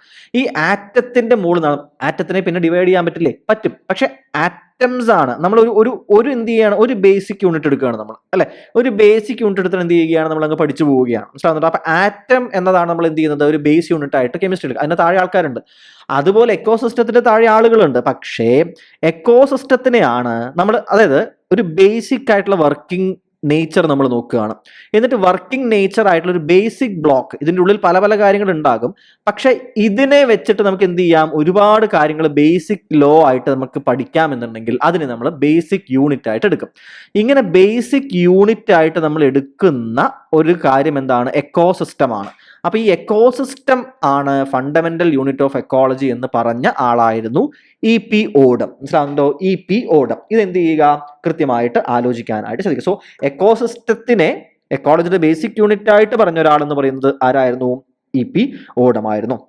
ഓക്കെ അല്ലേ? അപ്പൊ എക്കോളജി എന്ന് പറയുന്നത് എന്താണെന്ന് മനസ്സിലായല്ലോ. There is an Inter relationship between organisms and their environment. നമുക്ക് എൻവയോൺമെന്റ് എന്ന് പറയുമ്പോൾ എന്താണ് നമ്മൾ ഉടനെ തന്നെ കാണും. മനസ്സിലാവുന്നുണ്ടോ? അപ്പോൾ ബയോട്ടിക് അബയോട്ടിക് കോമ്പണൻസിനെ കുറിച്ച് നമ്മൾ കാണും, അവരുടെ ഇന്ററാക്ഷൻ എങ്ങനെയാണെന്ന് മനസ്സിലാക്കും. അപ്പോൾ ജീവജാലങ്ങളും ലൈഫ് എന്ന് നമുക്ക് ഒറ്റ വാക്കിൽ പറയാൻ പറ്റുമെങ്കിൽ ലൈഫ് ഉള്ള ജീവജാലങ്ങളും ഇപ്പുറത്ത് എന്ത് ചെയ്യുന്നുണ്ട്, അതിൻ്റെതായിട്ടുള്ള ഒരു എൻവയോൺമെന്റ് ഉണ്ടാകും, അല്ലെ? അവയ്ക്ക് ജീവിക്കാനുള്ള എൻവയോൺമെന്റ് ഉണ്ടാകും. ഇത് രണ്ടും തമ്മിൽ പല രീതിയിൽ പല തലങ്ങളിൽ ഇങ്ങനെ ബന്ധിതമാണ്. മനസ്സിലാവുന്നുണ്ടോ? ഈ ബന്ധങ്ങളെ കുറിച്ചിട്ടുള്ള സ്റ്റഡിയാണ് എക്കോളജി. ഓക്കെ, രണ്ട് വ്യക്തികളുടെ പേരും ഓർക്കുക. ഇനി എന്താണ് എൻവയോൺമെന്റ്, അല്ലെ? എൻവയോൺമെന്റ് എന്താണ്? എൻവയോൺമെന്റ് അടിസ്ഥാനപരമായിട്ട് it is the natural component അല്ലെങ്കിൽ the surrounding conditions in which biotic അഥവാ ലിവിങ് ആൻഡ് അബയോട്ടിക് അഥവാ non living factors interact among themselves and with each other. അതായത് ജീവനുള്ള വസ്തുക്കൾ, ബയോട്ടിക് ആയിട്ടുള്ളവ, നോൺ ലിവിങ് ആയിട്ടുള്ള ജീവൻ ഇല്ലാത്ത പക്ഷേ എന്താണ് വളരെ ഇമ്പോർട്ടൻ്റ് ആയിട്ടുള്ളവയാണ് അബയോട്ടിക് ആയിട്ടുള്ളവ, ഇവയെല്ലാം തമ്മിൽ എന്ത് ചെയ്യുകയാണ്, ഇവയെല്ലാം തമ്മിൽ ഇന്ററാക്ട് ചെയ്യാനായിട്ട് ഒരുക്കി കൊടുക്കേണ്ടതായിട്ടുള്ള ഒരു നാച്ചുറൽ കോമ്പണന്റ് അല്ലെങ്കിൽ ഒരു സറൗണ്ടിങ് കണ്ടീഷൻസ് ഉണ്ട്. ഇതിനെയാണ് എൻവയോൺമെന്റ് എന്ന് നമ്മൾ വിളിക്കുന്നത്. ഇതപ്പോൾ എന്താണ്, ഇവയും ഇവയുടെ ഇന്ററാക്ഷൻ്റെയും ചുറ്റുമായിട്ട് നമുക്ക് കിട്ടുന്ന ഒരു നാച്ചുറൽ ആയിട്ടുള്ള ഒരു ഏരിയയാണ് നമ്മൾ എൻവയോൺമെന്റ് എന്ന് നമ്മൾ വിളിക്കുന്നത്. ഇനി ഈ എൻവയോൺമെന്റ് ആണ്, this environment is what shapes habitat ecosystem of an organism. നോക്കൂ, ഇവിടെ ഒരു വാക്ക് എക്സ്ട്രാ വന്നു. എന്താണ്? ഒരു സ്ഥലത്തെ എൻവയോൺമെന്റ് എങ്ങനെയാണോ ആ എൻവയോൺമെന്റ് ആണ് ആ സ്ഥലത്തിന്റെ എന്ത് ഷേപ്പ് ചെയ്യുന്നത്, ഹാബിറ്റാറ്റിനെയും എക്കോസിസ്റ്റത്തിനെയും ഒക്കെ ഷേപ്പ് ചെയ്യുന്നത്. അതിനോടൊപ്പം ഒരു വാക്കുകൂടി വന്നു, എന്താ? Habitat and ecosystem of an organism. അപ്പൊ നിങ്ങൾ മുന്നിക്ക് പഠിച്ചു പോകുമ്പോൾ ഓർക്കാൻ വേണ്ടിയാണ് ഈ വാക്ക് ഞാൻ ഇപ്പൊ തന്നെ ഇവിടെ ഹൈലൈറ്റ് ചെയ്യുന്നത്. എന്താണ്? ഒരു ഓർഗാനിസത്തിന്റെ ഹാബിറ്റാറ്റ്, ഒരു ഓർഗാനിസത്തിന്റെ എക്കോസിസ്റ്റം. സോ ഹാബിറ്റാറ്റും എക്കോസിസ്റ്റം ഒക്കെ എന്താണ് നമ്മൾ ബേസിക്കലി പറയുന്നത് ചില ഓർഗാനിസങ്ങളുടേതുമായി ബന്ധപ്പെട്ട് കൂടിയാണ്. മനസ്സിലാവുന്നുണ്ടോ? ഇപ്പൊ മനുഷ്യൻ്റെതായിട്ടുള്ള ഇപ്പോൾ ഒരു എന്താ പറയുക, ഇപ്പോൾ വരയാടുകളുടെ ഒരു ഹാബിറ്റാറ്റ് ഉണ്ട്, അല്ലെ? ചില ജീവികളുടേതുമായി ബന്ധപ്പെട്ട ചില എക്കോസിസ്റ്റം ഉണ്ട്, അല്ലെ? ഈ രീതിയിൽ നമ്മൾ എപ്പോഴും ഹാബിറ്റാറ്റും എക്കോസിസ്റ്റവും പറയുന്ന സമയത്ത് നമ്മൾ എങ്ങനെ പറയാറുണ്ട്? ഓഫ് ആൻ ഓർഗാനിസം അല്ലെങ്കിൽ എ ഗ്രൂപ്പ് ഓഫ് ഓർഗാനിസം എന്ന തരത്തിൽ നമ്മൾ പറയാറുണ്ട്. മനസ്സിലാവുന്നുണ്ടോ? സോ ചില നേച്ചർ എന്ന് പറയുമ്പോൾ എൻവയോൺമെന്റ് എന്ന് പറയുമ്പോൾ നമ്മൾ അങ്ങനെ പറഞ്ഞോ? ഇല്ല, ജനറൽ ആയിട്ടുള്ള സ്റ്റേറ്റ്മെന്റാണ് പറഞ്ഞത് അല്ലെ. ബയോട്ടിക് ആൻഡ് അബയോട്ടിക് ആയിട്ടുള്ള ഈ ഫാക്ടേഴ്സിന്റെ എല്ലാത്തിന്റെയും കൂട്ടിൽ ഒരു ഇന്ററാക്ഷൻ എന്ന രീതിയിലാണ് പറഞ്ഞത്. ഇവിടെ എന്ത് വരുന്നുണ്ട്? ഇതിനെ നമുക്ക് വേണമെങ്കിൽ എങ്ങനെ കൂടി പറയാം? ചില ഓർഗാനിസങ്ങളുമായി ബന്ധപ്പെട്ട് എന്ന് കൂടി നമുക്ക് പറയാം. മനസ്സിലാവുന്നുണ്ടോ? അത് പോകെ നിങ്ങൾക്ക് മനസ്സിലാവും എന്തുകൊണ്ടാണ് ഞാൻ ഈ പറഞ്ഞതിന്റെ അർത്ഥം എന്ന് മനസ്സിലാവും. പക്ഷേ ഒരു ഓർഗാനിസവുമായി ബന്ധപ്പെട്ട് ഈ വാക്കുകൾ ഡിഫൈൻ ചെയ്യപ്പെടുന്നു എന്ന് ഓർക്കുക. ഇനി നോക്കൂ, നമ്മൾ പറഞ്ഞു അല്ലേ, എന്താണ് ഇതിൽ ഈ ഒരു എൻവയോൺമെന്റ് എന്ന് പറയുന്ന സമയത്ത് അതിൽ പല പല ഘടകങ്ങളുണ്ട്. ഫിസിക്കൽ ആയിട്ടുള്ള ഘടകമുണ്ട്. ഫിസിക്കൽ എന്ന് പറയുന്ന ഘടകം ഫിസിക്കൽ എന്ന വാക്ക് വെക്കുന്നത് മനസ്സിലാക്കുക. അതെന്താണ്? അതിന്റെ ചുറ്റുമുള്ള വെള്ളത്തിനെ, വായുവിനെ, ന്യൂട്രിയൻസിനെ, ഇതിനൊക്കെയാണ് ഫിസിക്കൽ എന്ന് പറയുന്നത്. ബയോളജിക്കൽ എന്ന തലം വാക്ക് വരുമ്പോൾ മനസ്സിലാക്കുക, അതിലുള്ള biomolecules, different kinds of organisms, ഇതിനൊക്കെ ചേർത്തിട്ടാണ് ബയോളജിക്കൽ എന്ന് പറയുന്നത്. ഇനി കെമിക്കൽ എന്ന തലത്തിലൊരു വാക്ക് വന്നാൽ മനസ്സിലാക്കുക, അതിലുള്ള കാർബൺ ഉണ്ട്, നൈട്രജൻ ഉണ്ട് അല്ലെ. ഈ കെമിക്കൽ സൈക്കിളുകൾ എന്ന് പറയുമ്പോൾ എന്താണ്? കാർബൺ സൈക്കിൾ, നൈട്രജൻ സൈക്കിൾ അല്ലെ, ഫോസ്ഫറസ് സൈക്കിൾ, സൾഫർ സൈക്കിൾ, ഇങ്ങനെ പല പല സൈക്കിളുകളിലെ ഈ സൈക്കിൾസ് ഒക്കെ എന്താണ്? കെമിക്കൽ സൈക്കിൾസ് ആയിട്ട് പറയും. അപ്പൊ ഇതിന്റെയൊക്കെ കൂടിയുള്ളൊരു ഇന്ററാക്ഷൻ, ഇതിന്റെ എല്ലാത്തിന്റെയും കൂടിയുള്ള ചേർന്ന് പ്രവർത്തനമാണ് പ്രകൃതിയെ എൻവയോൺമെന്റിനെ മുന്നോട്ടേക്ക് കൊണ്ടുപോകുന്നത്. മനസ്സിലാവുന്നുണ്ടോ? അപ്പൊ ഇതെല്ലാം എന്തുണ്ട്? ബയോട്ടിക് ആയിട്ടും അബയോട്ടിക് ആയിട്ടും ഒക്കെ കിടക്കുന്ന ഘടകങ്ങളാണ്. അതൊക്കെ നമ്മൾ എന്തൊക്കെയാണെന്ന് ഇപ്പൊ മനസ്സിലാക്കട്ടെ, പേടിക്കണ്ട. ഈ ക്ലാസ്സിൽ തന്നെ അത് എടുത്തില്ല എന്നുണ്ടെങ്കിൽ നമ്മൾ അടുത്ത ക്ലാസ്സിലേക്ക് എന്ത് ചെയ്യും? അത് പോവും. അപ്പോൾ ഈ ഭാഗങ്ങളെല്ലാം കൂടി ഒന്നിച്ചു ചേർന്ന് പ്രവർത്തിക്കുന്നതിനെയാണ് നമ്മൾ എന്തെന്ന് പറയുന്നത്? പ്രവർത്തിക്കുന്ന ഘടകങ്ങളാണ് ഈ പറയുന്ന എൻവയോൺമെന്റും എക്കോസിസ്റ്റവും ഒക്കെ കിടക്കുന്നത്. ഓക്കെ, ഇനി നമുക്ക് എന്ത് ചെയ്യാം? അടുത്ത ഭാഗം നോക്കാം. Levels of organisation. എന്താണ് ലെവൽസ് ഓഫ് ഓർഗനൈസേഷൻ? നോക്കൂ, ലെവൽസ് ഓഫ് ഓർഗനൈസേഷൻ എന്ന് പറയുന്നത് ബേസിക്കലി നിങ്ങൾക്ക് ഓൾറെഡി കുറേയൊക്കെ അറിയാൻ പറ്റുന്ന കാര്യങ്ങളായിരിക്കാം. അതായത് ഒരു ആളിൽ നിന്ന് മൾട്ടിപ്പിൾ ആയിട്ടുള്ള തലങ്ങളിലേക്ക്, എന്താണ്, പ്രകൃതിയുടെ വളരെ കോംപ്ലിക്കേറ്റഡ് ആയിട്ടുള്ള തലങ്ങളിലേക്കുള്ള യാത്രയാണ് ഈ ലെവൽസ് ഓഫ് ഓർഗനൈസേഷൻ എന്നതുകൊണ്ട് നമ്മൾ ഉദ്ദേശിക്കുന്നത്. അതിലെ ഏറ്റവും താഴെയുള്ള ഘടകമായിട്ട് നമ്മൾ കാണുന്നത് സ്പീഷീസിനെയാണ്. ഏതാണ്? സ്പീഷീസിനെയാണ്. സ്പീഷീസ് എന്ന വാക്കിനെ എന്ത് വാക്കുകൂടി ചേർത്തിട്ട് നമുക്ക് പറയാൻ പറ്റും? ഇൻഡിവിജ്വൽ എന്ന് പറയുന്ന തലത്തിൽ നമുക്ക് ഉദ്ദേശിക്കാം. എന്താണ്? സ്പീഷീസ് എന്ന് പറയുന്ന സമയത്ത് നമുക്ക് അതിനെ ഒരു ഇൻഡിവിജ്വൽ എന്ന വാക്കുകൊണ്ടുകൂടി ഉപയോഗിക്കാൻ പറ്റും. അതായത് ഇറ്റ് ഈസ് എൻ ഓർഗാനിസം, അതായത് ഇൻഡിവിജ്വൽ ലിവിങ് ക്രീച്ചർ ആണത്. മനസ്സിലാവുന്നുണ്ടോ? ഇതിന്റെ പ്രത്യേകത എന്താ അറിയോ? This species has the ability. Definition ആയിരിക്കാം ഇത്. ഈ വാക്കുകളൊക്കെ നോട്ട് ഡൗൺ ചെയ്യുക. ദിസ് സ്പീഷീസ് ഒരു സ്പീഷീസ് എന്ന് വെച്ച് കഴിഞ്ഞാൽ it is an individual organism. ആദ്യത്തെ വാക്ക് ഇൻഡിവിജ്വൽ എന്നതാണ് ഇമ്പോർട്ടൻറ്റ് വാക്ക്. which has എന്തുണ്ടാവണം? Ability. which has the ability to act or function independently. മൂന്നാമത്തെ വാക്ക് എന്താണ്? ഇൻഡിപെൻഡൻ്റ്ലി. അപ്പോൾ ഒരു ഇൻഡിവിജ്വൽ ഉണ്ട്, അതിന് എന്ത് എബിലിറ്റി ഉണ്ട്? ഇൻഡിപെൻഡൻ്റ് ആയിട്ട് എന്ത് ചെയ്യാനുള്ള എബിലിറ്റി ഉണ്ട്? ഫങ്ഷൻ ചെയ്യാൻ, ജീവിച്ചു പോവാൻ, പ്രവർത്തിക്കാനുള്ള കഴിവുണ്ട്. മനസ്സിലാവുന്നുണ്ടോ എങ്ങനെയൊക്കെയാണ് കണക്ട് ആവുന്നത് എന്ന്? സോ സ്പീഷീസ് എന്ന് വെച്ച് കഴിഞ്ഞാൽ അതൊരു ഇൻഡിവിജ്വൽ ആണ്. ഒന്നാമത്തെ കാര്യം, അതൊരു ഇൻഡിവിജ്വൽ ആണ്. ആ ഇൻഡിവിജ്വലിന് എന്തിനുള്ള കഴിവുണ്ട്? It has the capacity or ability to act independently or function independently. 4 വാക്കുകളാണ് അല്ലേ. അപ്പൊ നിങ്ങൾ എപ്പോഴും ഞാൻ നിങ്ങളോട് ഞാൻ പറയുന്നു, നമ്മളുടെ ചാനലിൽ നിങ്ങൾക്കൊരു നോട്ട് മേക്കിംഗ് എന്ന് വെച്ചിട്ടുള്ള ക്ലാസ് കാണാൻ പറ്റും. നിങ്ങൾ കണ്ടിട്ടില്ല എന്നുണ്ടെങ്കിൽ തീർച്ചയായിട്ടും എക്സാമിന് പ്രിപ്പയർ ചെയ്യുന്ന സമയത്ത് പോയിട്ട് കാണുക. പുതിയതായിട്ട് നിങ്ങൾ ആദ്യമായിട്ടാണ് ഇപ്പോൾ നോട്ട് ഇതിനെക്കുറിച്ച് ഉണ്ടാക്കുന്നതെന്നുണ്ടെങ്കിൽ ആ നോട്ട് മേക്കിംഗ് എന്ന് പറയുന്ന ആ ഭാഗം കണ്ടാൽ നിങ്ങൾക്ക് ഒരുപാട് ഉപകാരപ്പെടും. ഞാൻ നോട്ട് മേക്കിങ്ങിൻ്റെ ഒരു ക്ലാസ് എനിക്ക് ഇവിടെ എടുക്കാൻ പറ്റില്ല. നോട്ട് മേക്കിംഗ് എന്ന് വെച്ചാൽ നമ്മുടെ അക്കാഡമിക് PSC ചാനലിൽ തന്നെ ഒരു വീഡിയോ കിടക്കുന്നുണ്ട്.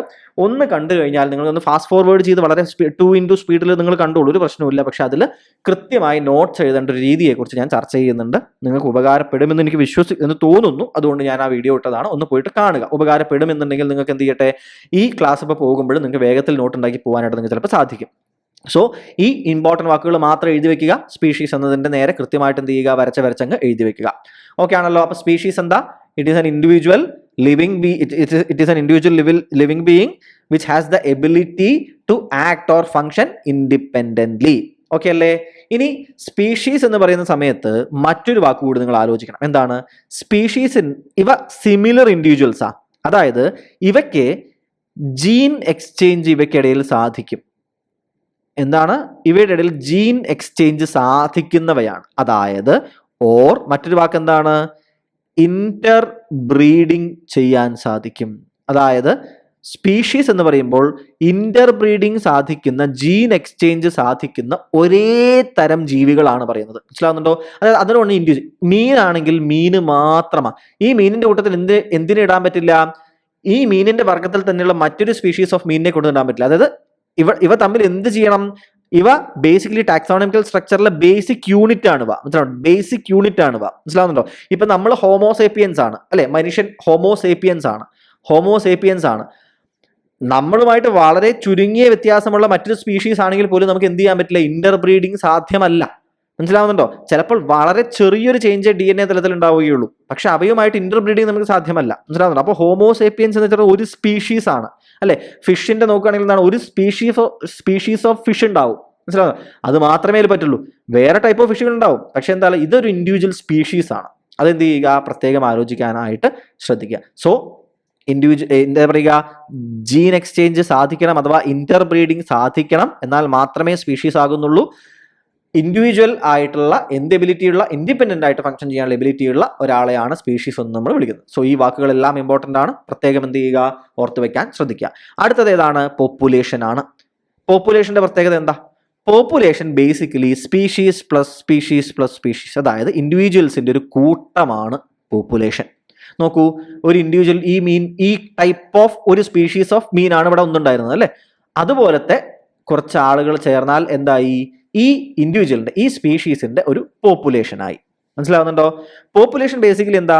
Community of Inter breeding organism. Inter breed ചെയ്യണം എന്നുണ്ടെങ്കിൽ ഇന്റർ ബ്രീഡിങ് ഓർഗാനിസംസിന്റെ എന്താണ്? ഒരു കമ്മ്യൂണിറ്റി എന്ന് വെച്ചാൽ എന്താ? ഒരു കൂട്ടം അല്ലെ. ഇന്റർ ബ്രീഡിങ് ഓർഗാനിസം എന്ന് വെച്ചാൽ എന്താണ്? സ്പീഷീസ്. അപ്പൊ സ്പീഷീസുകളുടെ കമ്മ്യൂണിറ്റി, അതാണെന്ത്? സെയിം സ്പീഷീസുകളുടെ കളക്ഷൻ. മനസ്സിലാവുന്നുണ്ടോ? അതിനെയാണ് എന്തെന്ന് പറയുന്നത്? പോപ്പുലേഷൻ. ഇനി പോപ്പുലേഷന്റെ കൂടെ നമ്മൾ രണ്ട് വാക്ക് കൂടി ചേർക്കണം. എന്തൊക്കെയാണ്? ഒന്ന് ഡിഫൈൻ ചെയ്യണം. എന്തൊക്കെ ഡിഫൈൻ ചെയ്യണം? ഒന്ന് ഏരിയ, രണ്ടെന്താ? ഒരു പർട്ടിക്കുലർ ടൈം. ഇപ്പോ സെൻസസ് എന്ന് നിങ്ങൾ കേട്ടിട്ടില്ലേ? എന്താ സെൻസസ്? സെൻസസ് നമ്മളുടെ കണക്കെടുപ്പാ, കനേഷുമാരി അല്ലെ. ഇതിൽ എന്തൊക്കെയാ പറയുന്നത്? നോക്കൂ, ഒരു പർട്ടിക്കുലർ ഏരിയയിൽ ഒരു പർട്ടിക്കുലർ ടൈമിലുള്ള ആളുകളുടെ, മനുഷ്യന്മാരുടെ എണ്ണമാണ് സെൻസസ് അല്ലെ. അതുപോലെ നിങ്ങൾ ഫോറസ്റ്റ് സർവേ കണ്ടിട്ടില്ലേ? നിങ്ങൾ ഫോറസ്റ്റ് സർവേ ഓഫ് ഇന്ത്യ എന്ത് ചെയ്യാറുണ്ട്? കണക്കെടുക്കാറുണ്ട് അല്ലെ, വൃക്ഷങ്ങളുടെ എണ്ണം എടുക്കാറുണ്ട്. അതെന്താ? ഒരു പർട്ടിക്കുലർ ടൈമിൽ ഒരു പർട്ടിക്കുലർ ഏരിയയിലുള്ള എന്താ പറയുക, ട്രീ കവറാണ് നമ്മൾ എന്ത് ചെയ്യുന്നത്? അവിടെ കണക്കാക്കുന്നത്. So population is dependent on area and time എന്ന് പ്രത്യേകം ആലോചിക്കുക. മനസ്സിലാവുന്നുണ്ടോ? ഒരു ഡിഫൈൻഡ് ഏരിയയിൽ ഒരു സ്പെസിഫിക് ടൈമിലുള്ള ഇന്റർ ബ്രീഡിങ് ഓർഗാനിസങ്ങളുടെ, അഥവാ ഒരു സ്പീഷീസിന്റെ എണ്ണം, കമ്മ്യൂണിറ്റി, അവയുടെ ടോട്ടൽ എണ്ണത്തിനെയാണ് നമ്മൾ പോപ്പുലേഷൻ എന്ന് നമ്മൾ പറയുന്നത്. ഇനി അതുമായി ബന്ധപ്പെട്ടാണ് പോപ്പുലേഷൻ ഗ്രോത്ത് ഉണ്ട് അല്ലെ. അപ്പോൾ പോപ്പുലേഷൻ ഗ്രോത്ത് എന്ന് വെച്ചാൽ എന്താണ്? ഒരു എക്സ്ട്രാ ആളുകളുടെ എണ്ണം ഉള്ളിലേക്ക് വരുന്ന പോപ്പുലേഷൻ ഗ്രോത്ത്. അവ എന്താണ്? താഴത്തേക്ക് പോവുകയാണെങ്കിൽ പോപ്പുലേഷൻ എന്താണ്? ഡിക്ലൈൻ ആണ് സംഭവിക്കുന്നത്. അപ്പോൾ ബർത്തും ഇമിഗ്രേഷനും എന്ത് ചെയ്യാം? ബർത്തും ഇമിഗ്രേഷൻ, ഈ വാക്ക് പ്രത്യേകം ശ്രദ്ധിക്കണം. ഇവിടെയാണ് നിങ്ങളെ അവർ കൺഫ്യൂസ് ചെയ്യാൻ പോകുന്നത്. ബർത്തും ഇമിഗ്രേഷനും സംഭവിച്ചാൽ എന്ത് ചെയ്യും? പോപ്പുലേഷൻ കൂടും അല്ലെ. ഡെത്തും അതുപോലെ തന്നെ എന്താണ്? എമിഗ്രേഷൻ സംഭവിച്ചാൽ എന്ത് ചെയ്യും? പോപ്പുലേഷൻ താഴത്തേക്ക് വരും. എങ്ങനെ ഇമിഗ്രേഷനും എമിഗ്രേഷൻ തെറ്റാണ്ട് നോക്കുക? ഇ ഫോർ എക്സിറ്റ്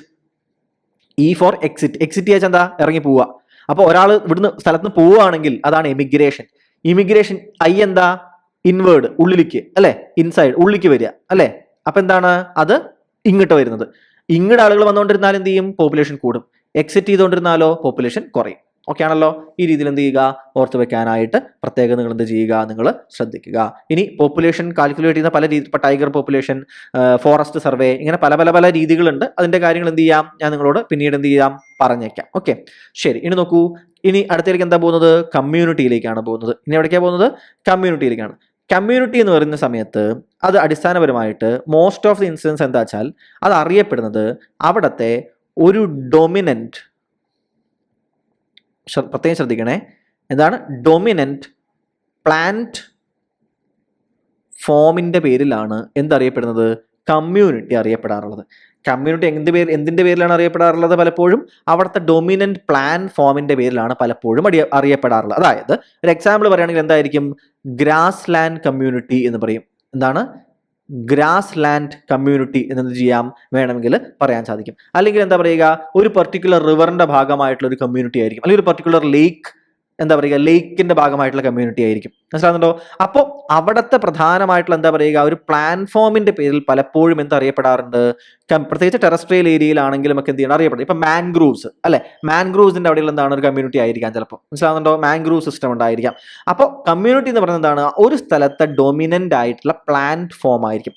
നിങ്ങൾ ഇപ്പൊ ട്രോപ്പിക്കൽ എവർഗ്രീൻ എന്ന് കേട്ടിട്ടില്ലേ? ട്രോപ്പിക്കൽ എവർഗ്രീൻ എന്താ പറയുക ചെടികൾ വളരുന്ന സ്ഥലമുണ്ട് അല്ലെ. അപ്പൊ അതെന്താണ്, ആ കമ്മ്യൂണിറ്റി എന്താണ്, ട്രോപ്പിക്കൽ എവർഗ്രീൻ ഫോറസ്റ്റ് ആണ് അവിടുത്തെ കമ്മ്യൂണിറ്റിയെ എന്ത് ചെയ്യുന്നത്, ഡിഫൈൻ ചെയ്യുന്നത്. മനസ്സിലാവുന്നുണ്ടോ? അപ്പൊ ആ ടൈപ്പ് ഓഫ് പ്ലാന്റുകളുടെ ഇടയിൽ പിന്നെ ബാക്കി ഒരുപാട് ജീവികളും മറ്റു വർഗ്ഗങ്ങളും എല്ലാവരും എന്ത് ചെയ്യും ഉണ്ടാകും.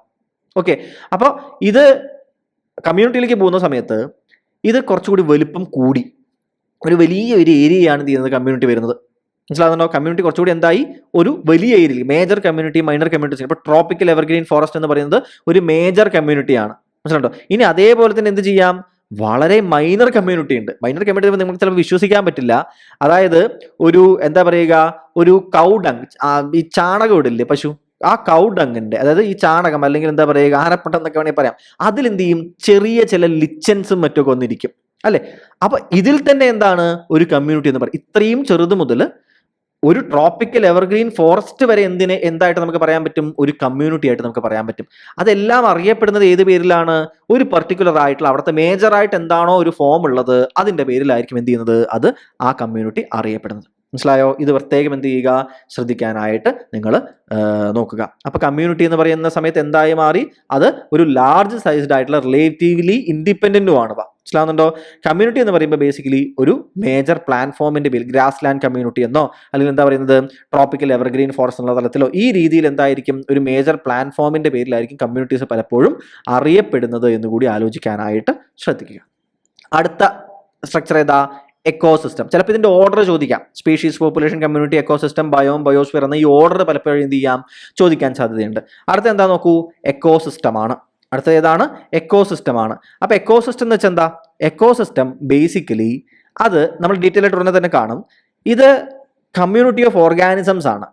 നമ്മൾ നേരത്തെ കമ്മ്യൂണിറ്റി എന്ന് പറഞ്ഞില്ലേ, ഈ കമ്മ്യൂണിറ്റീസ് ഓഫ് ഓർഗാനിസംസിന്റെ ഇന്ററാക്ഷനും മറ്റു കാര്യങ്ങളും കൂടി വരികയാണ്. അതായത് they will be interacting with each other, they will be interacting with their own environment അല്ലെ. അതിൻ്റെ ഇടയിൽ എന്ത് ചെയ്യും, എനർജി എക്സ്ചേഞ്ച് നടക്കും അല്ലെ. ഈ എനർജി എക്സ്ചേഞ്ച് പല പല ലെവലുകളിലായിട്ട് നടക്കും അല്ലെ. അതുപോലെ തന്നെ എന്ത് ചെയ്യും, ഈ ന്യൂട്രിയൻസും ബാക്കി കാര്യങ്ങളുടെയൊക്കെ റീസൈക്ലിങ്ങും മറ്റു പരിപാടികളും നടക്കും.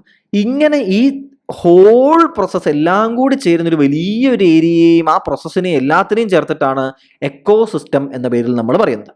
മനസ്സിലാവുന്നുണ്ടോ? അപ്പൊ ഈ കമ്മ്യൂണിറ്റീസിന്റെ ഈ ജീവജാലങ്ങളൊക്കെ ചേർന്നൊരു കമ്മ്യൂണിറ്റി ഉണ്ടല്ലോ, ഈ കമ്മ്യൂണിറ്റികൾ അവയുടേതായിട്ടുള്ള ബയോട്ടിക് അബയോട്ടിക് സിസ്റ്റങ്ങളും എല്ലാത്തിൻ്റെയും ഇടയിലായിട്ടുള്ള പ്രവർത്തനങ്ങളും ഇവയുടെ ഇന്ററാക്ഷൻസും എക്സ്ചേഞ്ച് ഓഫ് എനർജിയും, അതായത് ജീവൻ നിലനിർത്തുന്ന ഈ ഹോൾ പ്രോസസ്സുകളുടെ എല്ലാത്തിൻ്റെയും കൂടിയിട്ടുള്ള ഒരു പോർഷൻ, അത് ഈ ഭൂമിയിൽ ഇതുപോലത്തെ കുറേ എന്തൊക്കെ സംഭവങ്ങൾ നടക്കുന്നുണ്ട്, അതിൻ്റെ എന്താ പറയുക ഒരു ബേസിക് യൂണിറ്റിനെയാണ് എന്തെന്ന് പറയുന്നത് നമ്മൾ എക്കോസിസ്റ്റം എന്ന് പറയുന്നത്. ഈ എക്കോസിസ്റ്റത്തിൽ നമ്മൾ ഈ പറഞ്ഞ കമ്മ്യൂണിറ്റികൾ എന്ത് ചെയ്യും, പലതുണ്ടാവും. ഈ കമ്മ്യൂണിറ്റികളുടെ ഇടയിൽ നടക്കുന്നുണ്ടാവും, എനർജി ഫ്ലോ നടക്കുന്നുണ്ടാകും, ഇവയുടെ എന്താ പറയുക ഇടയിലെ എനർജി എക്സ്ചേഞ്ച് നടക്കുന്നുണ്ടാകും, ഇവയുടെ ഇടയിൽ പല പല ഇന്ററാക്ഷൻസ് ഈ ജീവികൾ തമ്മിൽ, ഈ സിസ്റ്റങ്ങൾ തമ്മിൽ അല്ലെ കമ്മ്യൂണിറ്റികൾ തമ്മിലൊക്കെ എന്ത് ചെയ്യും, എക്സ്ചേഞ്ച് നടക്കുന്നുണ്ടാവും. ഇതിന്റെ എല്ലാം കൂടി നടക്കുന്ന ഒരു ബേസിക് ആയിട്ടുള്ള എന്താ പറയുക ഈ ഒരു എക്കോസിസ്റ്റം എടുത്ത് എന്ത് ചെയ്യും, ഇത് മൊത്തം ഇതിനുള്ളിൽ നടക്കുന്നുണ്ടാവും. അടുത്ത എക്കോസിസ്റ്റത്തിലേക്ക് പോകുന്ന സമയത്ത് അതിന് വേറെ രീതിയിലായിരിക്കും. ഇങ്ങനെയുള്ള ഈ എക്കോസിസ്റ്റമാണ് ബേസിക്കലി നമ്മൾ എന്തിന്റെ യൂണിറ്റ് ആയിട്ട് പറഞ്ഞിട്ടുണ്ടായിരുന്നത്, എക്കോളജിയുടെ ഒരു ബേസിക് യൂണിറ്റ് ആയിട്ട് നമ്മൾ പറഞ്ഞിട്ടുണ്ടായിരുന്നു. മനസ്സിലാവുന്നുണ്ടോ? ഇനി അത് കഴിഞ്ഞിട്ടുള്ള നെക്സ്റ്റ് ആള് എന്ന് പറയുന്നതാണ് ഏത്, ബയോം എന്ന് പറയുന്നത്. എക്കോസിസ്റ്റം എന്ന് പറയുന്നത് ബയോം വളരെ ലാർജ് ആയിട്ടുള്ള വളരെ വലിപ്പമേറിയിട്ടുള്ള നാച്ചുറലി ഒക്കറിങ് ആയിട്ടുള്ള എന്താ പറയുന്നത് ഫ്ലോറാസും ഫോണാസും ഒക്കെ ഉള്ള ഒരു വലിയൊരു ഹാബിറ്റാറ്റിനെ ആണ് നമ്മൾ എന്ത് പറയുന്നത് ബയോം എന്ന് പറയുന്നത്. അപ്പൊ എന്താണ് ഹാബിറ്റാറ്റ് എന്നൊരു ചോദ്യം വരില്ലേ? ഹാബിറ്റാറ്റ് എന്ന് വെച്ച് കഴിഞ്ഞാൽ basically it is the physical environment in which an organism leaves. ഇപ്പോൾ ഒരു പർട്ടിക്കുലർ ആയിട്ടുള്ള ജീവിയെ എടുക്കുകയാണ്, അതിൻ്റെ ഹാബിറ്റാറ്റ് എന്ന് പറഞ്ഞു കഴിഞ്ഞാൽ അതിൻ്റെ ഫിസിക്കൽ അതായത് ആ ഓർഗാനിസത്തിൻ്റെ അഡ്രസ്സ് എന്ത് എന്ന് ചോദിച്ചാൽ അതാണ് അതിൻ്റെ ഹാബിറ്റാറ്റ്. മനസ്സിലാവുന്നുണ്ടോ? അതിൻ്റെ ഹാബിറ്റാറ്റ് എന്താണെന്ന് വെച്ച് കഴിഞ്ഞാൽ എന്താണ്, ഒരു പർട്ടിക്കുലർ ജീവിക്കുന്ന ഫിസിക്കൽ എൻവയോൺമെന്റ് ആണ്. ഈ ഹാബിറ്റാറ്റുകൾ ഇങ്ങനെ കുറേ എണ്ണം ചേർന്നാണ് എന്തുണ്ടാകുന്നത്, എൻവയോൺമെന്റ് ഉണ്ടാകുന്നത്. മനസ്സിലാവുന്നുണ്ടോ? ഇനി ഒരു ഹാബിറ്റാറ്റിൽ ഇപ്പോൾ ഒരൊറ്റ ജീവി മാത്രമേ ഉണ്ടാവുള്ളൂ? അല്ല, മൾട്ടിപ്പിൾ ഓർഗാനിസംസിന് എന്ത് ചെയ്യാം? ഒരു സിംഗിൾ ഹാബിറ്റാറ്റിൽ, ഇപ്പൊ നേരത്തെ കണ്ട പോലെ ഒരു റിവർ എന്താണ്? അതൊരു ഹാബിറ്റാറ്റ് ആണ്. അത് എന്താണ്? ഇപ്പോൾ എവിടെയാണ് ആ ജീവി ഉള്ളത് ചോദിച്ചാൽ അത് ഈ റിവറിലാണ് ഉള്ളത് എന്ന് പറയാൻ പറ്റും. അതിന്റെ അർത്ഥം എന്താ? ആ റിവറിൽ ആ ജീവി മാത്രമേ ഉള്ളൂ എന്നാണോ? അല്ല. അപ്പൊ ഐഡിയ മനസ്സിലായോ? ഒരു ഹാബിറ്റാറ്റ് എന്ന് പറയുന്നത് ആ പെർട്ടിക്കുലർ ഓർഗാനിസം ലീവ് ചെയ്യുന്ന അതിന്റെ ജീവിക്കുന്ന ഫിസിക്കൽ എൻവയോൺമെന്റിനെ, അതിന്റെ അഡ്രസ്സിനെയാണ് ഹാബിറ്റാറ്റ് എന്ന് പറയുന്നത്. റിവർ മൾട്ടിപ്പിൾ ഓർഗാനിസംസിന്റെ ഹാബിറ്റാറ്റ് ആയിരിക്കാം, അല്ലെ? അറിയിക്കാം. നോക്കൂ, ഓഷ്യൻ ഒരു ഹാബിറ്റാറ്റ് ആണ്, അല്ലെ? ഫോറസ്റ്റ് ഒരു ഹാബിറ്റാറ്റ് ആണ്, ഡെസേർട്ട് ഒരു ഹാബിറ്റാറ്റ് ആണ്, ഗ്രാസ് ലാൻഡ് ഒരു ഹാബിറ്റാറ്റ് ആണ്. ഗ്രാസ് ലാൻഡ് എന്തുവാണ്? ഒരു എക്കോസിസ്റ്റവും ആണ്. മനസ്സിലാവുന്നുണ്ടോ? അപ്പൊ ഇത് എന്ത് ചെയ്യുക? കൃത്യമായിട്ട് എന്റെ വ്യത്യാസത്തോടു കൂടി തന്നെ മനസ്സിലാക്കാനായിട്ട് ശ്രദ്ധിക്കുക. അപ്പോ ബയോം എന്ന് വെച്ചാൽ എന്താണ്? ബയോം ഇതുപോലത്തെ തന്നെ എന്താണ്? ധാരാളം ഹാബിറ്റാറ്റുകളുടെ കളക്ഷൻ ആണ് എന്ത്? ബയോം. അപ്പോൾ ഒരു എന്താ പറയുക, ഒരു വലിയൊരു എന്താ പറയുക, നാച്ചുറലി ഒക്കറിങ് ആയിട്ടുള്ള ഒരുപാട് ഡിഫറെന്റ് ടൈപ്സ് ഓഫ് ഫ്ലോറയും ഫോണയും എല്ലാം ഒക്യുപ്പൈ ചെയ്യുന്ന ഒരു വലിയ ഹാബിറ്റാറ്റ് ആണ് ബേസിക്കലി എന്തെന്ന് പറയുന്നത്? ബയോം എന്ന് പറയുന്നത്. മനസ്സിലാവുന്നുണ്ടോ? ഇപ്പോ എന്താ പറയുക, ബയോമിന്റെ ഉദാഹരണം ഇപ്പോ പറയുകയാണെന്നുണ്ടെങ്കിൽ റെയിൻ ഫോറസ്റ്റുകൾ, അല്ലെ? തുന്ദ്ര, തേയിക, ഇതൊക്കെ എന്താണ്? കൃത്യമായ ഒരു പെർട്ടിക്കുലർ ടെമ്പറേച്ചറും എന്താ പറയുക, ടെമ്പറേച്ചറുള്ള ഹ്യൂമിഡിറ്റിയുള്ള ആ രീതിയിലുള്ള ജീവികളും സസ്യങ്ങളും മാത്രം, പെർട്ടിക്കുലർ കൈൻഡ് ഓഫ് ഫ്ലോറയും ഫോണയും മാത്രം വളരുന്നതായിട്ടുള്ള ഒരു എന്താ പറയുന്നത്, ഒരു സിസ്റ്റം, ഒരു ഹാബിറ്റാറ്റ് ആണത്. മനസ്സിലാവുന്നുണ്ടോ? അവിടെ ആ ജീവി, അത് മൾട്ടിപ്പിൾ ജീവികൾ ഉണ്ടാവും, അല്ലെ? ഇവിടെ എന്താ പറയുക, ഇപ്പൊ തുന്ദ്ര, ടൈഗ ഒക്കെ നോക്കുകയാണെങ്കിൽ അവിടെ എന്തായിരിക്കും? ഇപ്പൊ മഞ്ഞിൽ നടക്കുന്ന കുറുക്കന്മാര്, കരടികള്, അല്ലെ? ലിച്ചൻസ് പോലെ ചെറിയ ചെറിയ ചെടികൾ. അപ്പൊ ഓരോന്നിനും വളരുന്നതായിട്ടുള്ള ചില ചെടികൾ ഉണ്ടാവും. ആ ചെടികൾ എവിടെയാണ്? ഈ സ്ഥലത്ത് മാത്രമാണ് അതിന്റെ ഹാബിറ്റ്. ആ സസ്യങ്ങളുടെ ഹാബിറ്റാറ്റ്, ആ ജീവികളുടെ ഹാബിറ്റാറ്റ്, അവർക്ക് ജീവിക്കാൻ പറ്റുന്ന ഫിസിക്കൽ എൻവയോൺമെന്റ് എന്ന് പറയുന്നത് എന്താണ്? അത് ടൈഗയാണ്. മറ്റു ചിലതിന് തുന്ദ്രയാണ്. മനസ്സിലാവുന്നുണ്ടോ? അപ്പൊ ബയോം എന്ന് പറയുമ്പോൾ എന്താണ്? ഒരു വലിയ ഒരു എന്താണ്? ഹാബിറ്റാറ്റ് ആണ്, ഒരു മേജർ ആയിട്ടുള്ള ഒരു വലിയ ഹാബിറ്റാറ്റ്. അപ്പൊ റെയിൻ ഫോറസ്റ്റ് പോലെ, തുന്ദ്ര പോലെ, ഇതൊക്കെ ഇതുപോലെ റെയിൻ ഫോറസ്റ്റ് ബയോം, തുന്ദ്ര ബയോം, അല്ലെ ടൈഗ ബയോം എന്നീ പേരിലാണ് എന്ത് ചെയ്യുന്നത്? ഇവ അറിയപ്പെടുന്നത്. ഈ ഒരു ബയോമില് ജീവിക്കുന്ന ജീവികളാണെന്ന് വിചാരിക്കുക. അവയ്ക്ക് ചില ക്യാരക്ടറിസ്റ്റിക്സ് ഉണ്ടാകും. മനസ്സിലാകുന്നുണ്ടോ? ആ ക്ലൈമറ്റിൽ സർവൈവ് ചെയ്യാൻ പറ്റുന്ന രീതിയിലുള്ള എന്തുണ്ടാകും?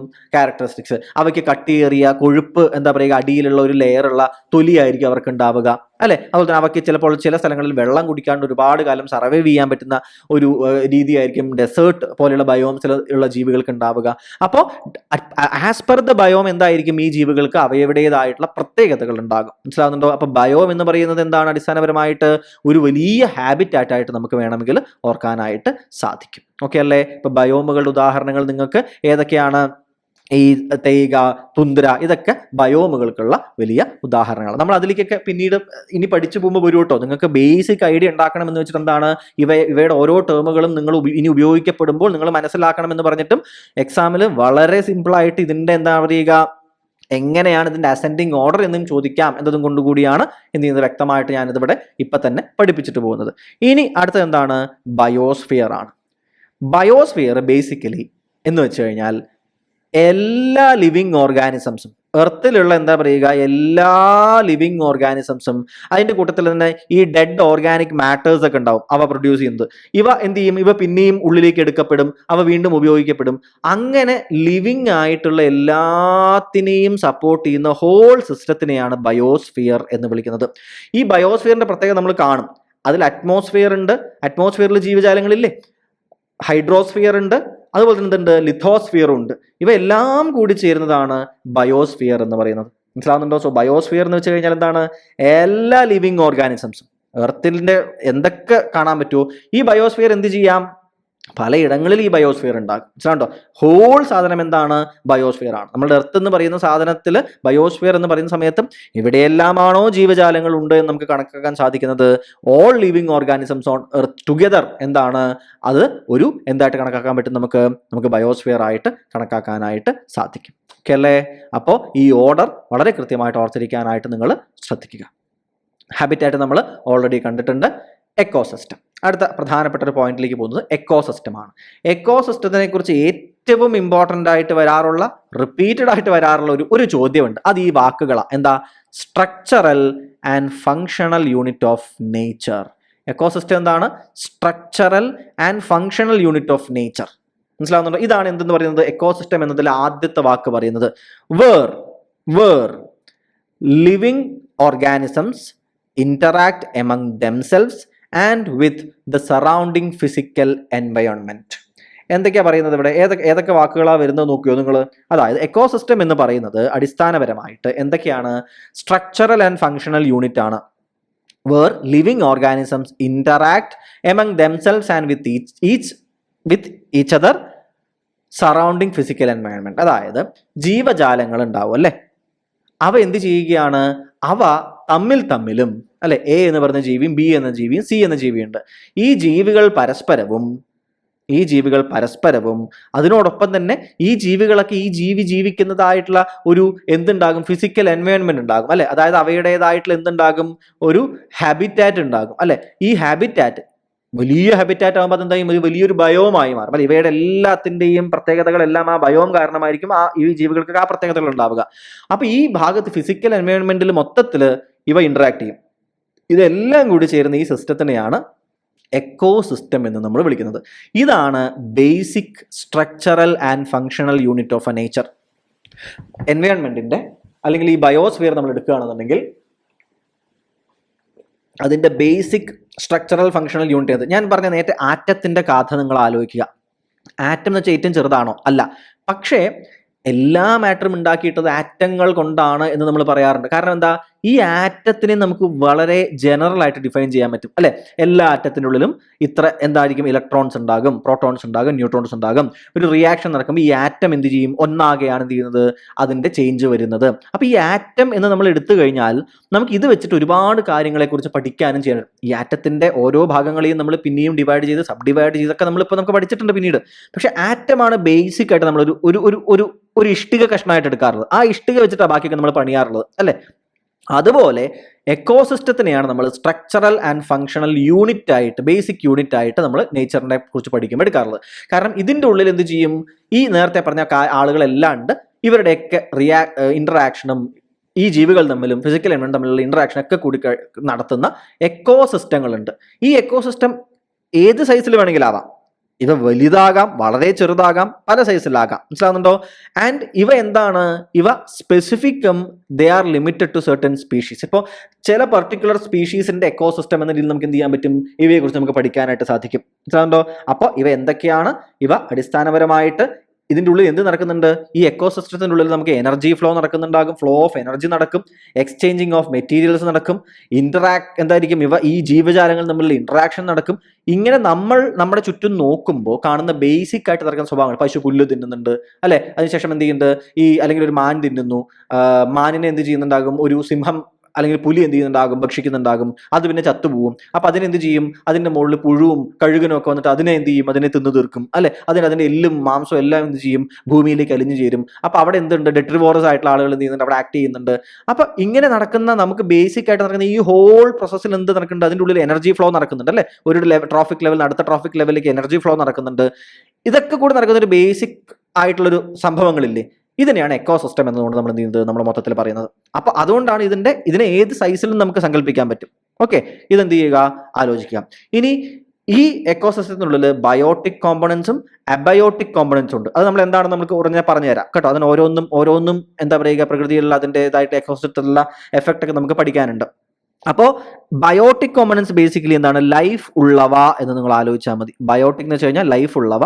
ഇതെന്താണ്? നോൺ ലിവിങ് ആയിട്ടുള്ളവയാണ്. വെള്ളം അല്ലെ, വെള്ളം നമുക്ക് വേണ്ടേ? ഓക്സിജൻ വേണ്ടേ? നമുക്ക് കാർബൺ ഡൈ ഓക്സൈഡ് വേണ്ടേ? പക്ഷെ അതിനൊക്കെ ജീവനുണ്ട് ഇല്ല. അവ അബയോട്ടിക് കോമ്പണൻസ് ആണ് അല്ലെ. പക്ഷെ എന്താണ്? അവ വളരെ അത്യന്താപേക്ഷിതമാണ് ജീവൻ നിലനിൽക്കാൻ. അപ്പോൾ ഈ ജീവനുള്ള ബയോട്ടിക് കോമ്പണൻസും ജീവനില്ലാത്ത അബയോട്ടിക് കോമ്പണൻസും തമ്മിൽ കണക്ട് ചെയ്യുന്ന കാര്യങ്ങൾ എന്താ? ഇവയൊക്കെ ഇന്റർഡിപെൻഡന്റ് ആണ് വളരെയധികം അല്ലെ. ഇവയെ കണക്ട് ചെയ്യുന്നവയാണ് ഞാൻ നേരത്തെ പറഞ്ഞ എന്താണ്? ആ ഫ്ലോ ഓഫ് എനർജി ഉണ്ട്. എന്താ പറയുന്നത്? ഫ്ലോ ഓഫ് ആ എനർജി ഉണ്ട്. ഈ ഫ്ലോ ഓഫ് എനർജിയാണ് ബേസിക്കലി എന്തിനെ കണക്ട് ചെയ്യുന്നത്? ഈ ബയോട്ടിക് അബയോട്ടിക് കോമ്പണന്റുകളെ തമ്മിൽ കണക്ട് ചെയ്യുന്നത് എന്ന് കൂടി ആലോചിക്കുക. ആ ഫ്ലോ ഓഫ് എനർജിയും അതിന്റെ പിരമിഡുകളൊക്കെ നമ്മൾ പഠിക്കുന്നതായിരിക്കും. ഇനി ആരാണ് എക്കോസിസ്റ്റം എന്ന് പറയുന്ന വാക്ക് കോയിൻ ചെയ്യുന്നത്? അത് റോയ് ക്ലാഫാം ആണ്. ആരാണ്? റോയ് ക്ലാഫാം ആണ് എക്കോസിസ്റ്റം എന്ന് പറയുന്ന ഈ ഒരു പെർട്ടിക്കുലർ വേർഡ് ആദ്യമായിട്ട് കോയിൻ ചെയ്യുന്നത് ഇദ്ദേഹമാണ് എന്ന് കൂടി ആലോചിക്കുക. നേരത്തെ ഏൺസ്റ്റ് ഹേക്കിളിനെ കുറിച്ച് പഠിച്ചിരുന്നു അല്ലെ? എക്കോളജി എന്ന് പറയുന്ന വാക്ക് കോയിൻ ചെയ്ത ആരായിരുന്നു? ഏൺസ്റ്റ് ഹേക്കിൾ ആയിരുന്നു അല്ലെ? റോയ് ക്ലാഫാം ആണ് എക്കോസിസ്റ്റം എന്ന് പറയുന്ന വേർഡ് കോയിൻ ചെയ്യുക. അപ്പോൾ എക്കോസിസ്റ്റവും എക്കോളജി അങ്ങോട്ട് മാറിപ്പോരുത്. ഓക്കെ, രണ്ടും ആരാണ് വേർഡ് കോയിൻ ചെയ്തതെന്ന് ചോദിച്ചു കഴിഞ്ഞാൽ എന്ത് ചെയ്യുക? വളരെ കൃത്യമായിട്ട് ആൻസർ ചെയ്യുന്നതിന് വേണ്ടിയിട്ട് നിങ്ങൾക്ക് സാധിക്കേണ്ടതായിട്ട് ഉണ്ട്. ഓക്കെ അല്ലേ? സോ എക്കോസിസ്റ്റത്തിന്റെ ഈ ഒരു ഭാഗം നിങ്ങൾക്ക് മനസ്സിലായല്ലോ. ഇനി അടുത്ത വാക്കാണ് ഇത് ബയോം എന്ന് പറയുന്നത്. ബയോം ബേസിക്കലി എന്താ? നേരത്തെ നമ്മൾ ബയോമിനെ കുറിച്ച് പറഞ്ഞിരുന്നു അല്ലെ? ബയോം ബേസിക്കലി എന്താ? It is A large naturally occurring. ഞാൻ ഇടയ്ക്കിടയ്ക്ക് എന്താണ് നമ്മളിത് നോക്കൂ, നമ്മളിത് കണക്ട് ചെയ്ത് പഠിച്ചു പോകും കേട്ടോ. ഓരോ ഭാഗത്തേക്കും എന്ത് ചെയ്യും? കണക്ട് ചെയ്യാൻ നോക്കിക്കൊണ്ടിരിക്കും. പല ഡെഫിനിഷനുകൾ നമ്മൾ പറയുകയും ചെയ്യും. കാരണം ഇതിൽ ഏത് ഡെഫിനിഷൻ വരും, എങ്ങനെ ചോദിക്കുമെന്ന് നമുക്ക് അറിയില്ല. ഓക്കെ, ഹാബിറ്റാറ്റുകൾ ഒരു വലിയൊരു large habitat of flora and fauna എന്ന തലത്തിൽ ചോദിക്കാം. അത് തന്നെയാണ് ഇവിടെ പറയുന്നത്. നോക്കൂ, large naturally occurring community of flora and fauna അല്ലെ? ഫ്ലോറ എന്ന് വെച്ചാൽ എന്താണ്? സസ്യജാലങ്ങൾ. ഫോണ എന്ന് വെച്ച് കഴിഞ്ഞാലോ ജന്തുക്കൾ, ജന്തുജീവിജാലങ്ങൾ. അപ്പൊ ഫ്ലോറ ആൻഡ് ഫോണ ഇവ രണ്ടും കൂടിയിട്ട് എന്താ? ഇതൊക്കെ കൂടി ഒക്യുപ്പൈ ചെയ്യുന്ന ഒരു മേജർ ഹാബിറ്റാറ്റ്, ഒരു വലിയ ഹാബിറ്റാറ്റ് അല്ലെ? അതിനെയാണ് ബയോം എന്നുകൊണ്ട് നമ്മൾ ഉദ്ദേശിക്കുന്നത് അല്ലെ? അപ്പൊ അവിടെ എന്തൊക്കെയുണ്ട്? ഇറ്റ്സ് എ നാച്ചുറലി ഒക്കറിംഗ് ആയിട്ടുള്ള സാധനമാണ്. അത് മനുഷ്യനായിട്ട് ഉണ്ടാക്കുന്നത് നാച്ചുറലി ഒക്കറിംഗ് ആയിട്ടുള്ള ഒരു കമ്മ്യൂണിറ്റി ഓഫ്, ഒരു കമ്മ്യൂണിറ്റി. നമ്മൾ ഓർമ്മയുണ്ടല്ലോ, ഒരു സ്പീഷീസ് മാത്രമാണോ ഉണ്ടാവുക? അല്ല. കമ്മ്യൂണിറ്റി എന്താണ്? കമ്മ്യൂണിറ്റിയിൽ പല സ്പീഷീസുകൾ ഉണ്ടാകും അല്ലെ? പല സ്പീഷീസുകൾ ഉണ്ടാകും അല്ലെ? പല സ്പീഷീസുകൾ പലത് ചേർന്നിട്ട് എന്തുണ്ടാകുന്നുണ്ട്? ഒരു പോപ്പുലേഷൻ ഉണ്ടാകുന്നുണ്ട്. അപ്പൊ പോപ്പുലേഷൻ ഓഫ് ഡിഫറെന്റ് സ്പീഷീസ് എന്ത് ചെയ്യും? കൂടി ചേരുമ്പോഴാണ് ഒരു കമ്മ്യൂണിറ്റി ഉണ്ടാകുന്നത് അല്ലെ? അപ്പൊ കമ്മ്യൂണിറ്റിയിൽ അങ്ങനത്തെ ഫ്ലോറയും ഉണ്ട്, ഫോണയും ഉണ്ട്, സസ്യങ്ങളും ഉണ്ട്, ജന്തുജീവിജാലങ്ങളും ഉണ്ട്. ഇതെല്ലാം കൂടി ചേർന്നിട്ട് ഒരു വലിയ മേജർ ആയിട്ടുള്ള ഒരു ഹാബിറ്റാറ്റിൽ എന്ത് ചെയ്യുകയാണ്? ഇവയെല്ലാം കൂടി ജീവിക്കുകയാണ്. ഇതിനെയാണ് ബയോം എന്ന് പറയുന്നത്. ബയോമിന്റെ ഉദാഹരണം പറഞ്ഞ ഓർമ്മയില്ലേ? തുന്ദ്ര, തേയിക, ഇതൊക്കെ എന്താണ്? ബയോമുകൾ ആണ്. ആ ലെവൽ ഓഫ് ബയോംസ് പഠിച്ചു വയ്ക്കും. ഇനി ഇത് ബയോംസിനുള്ള ഉദാഹരണങ്ങളാണ്. ബയോംസിനുള്ള ഉദാഹരണങ്ങളാണ് ഇവിടെ തന്നിട്ടുള്ളത്. നോക്കൂ, ട്രോപ്പിക്കൽ റെയിൻ ഫോറസ്റ്റ്. ഇതാ ഈ പച്ച നിറത്തിൽ കാണുന്ന ഈ ഭാഗങ്ങളൊക്കെ ട്രോപ്പിക്കൽ റെയിൻ ഫോറസ്റ്റുകളുള്ള ബയോമുകളാണ്.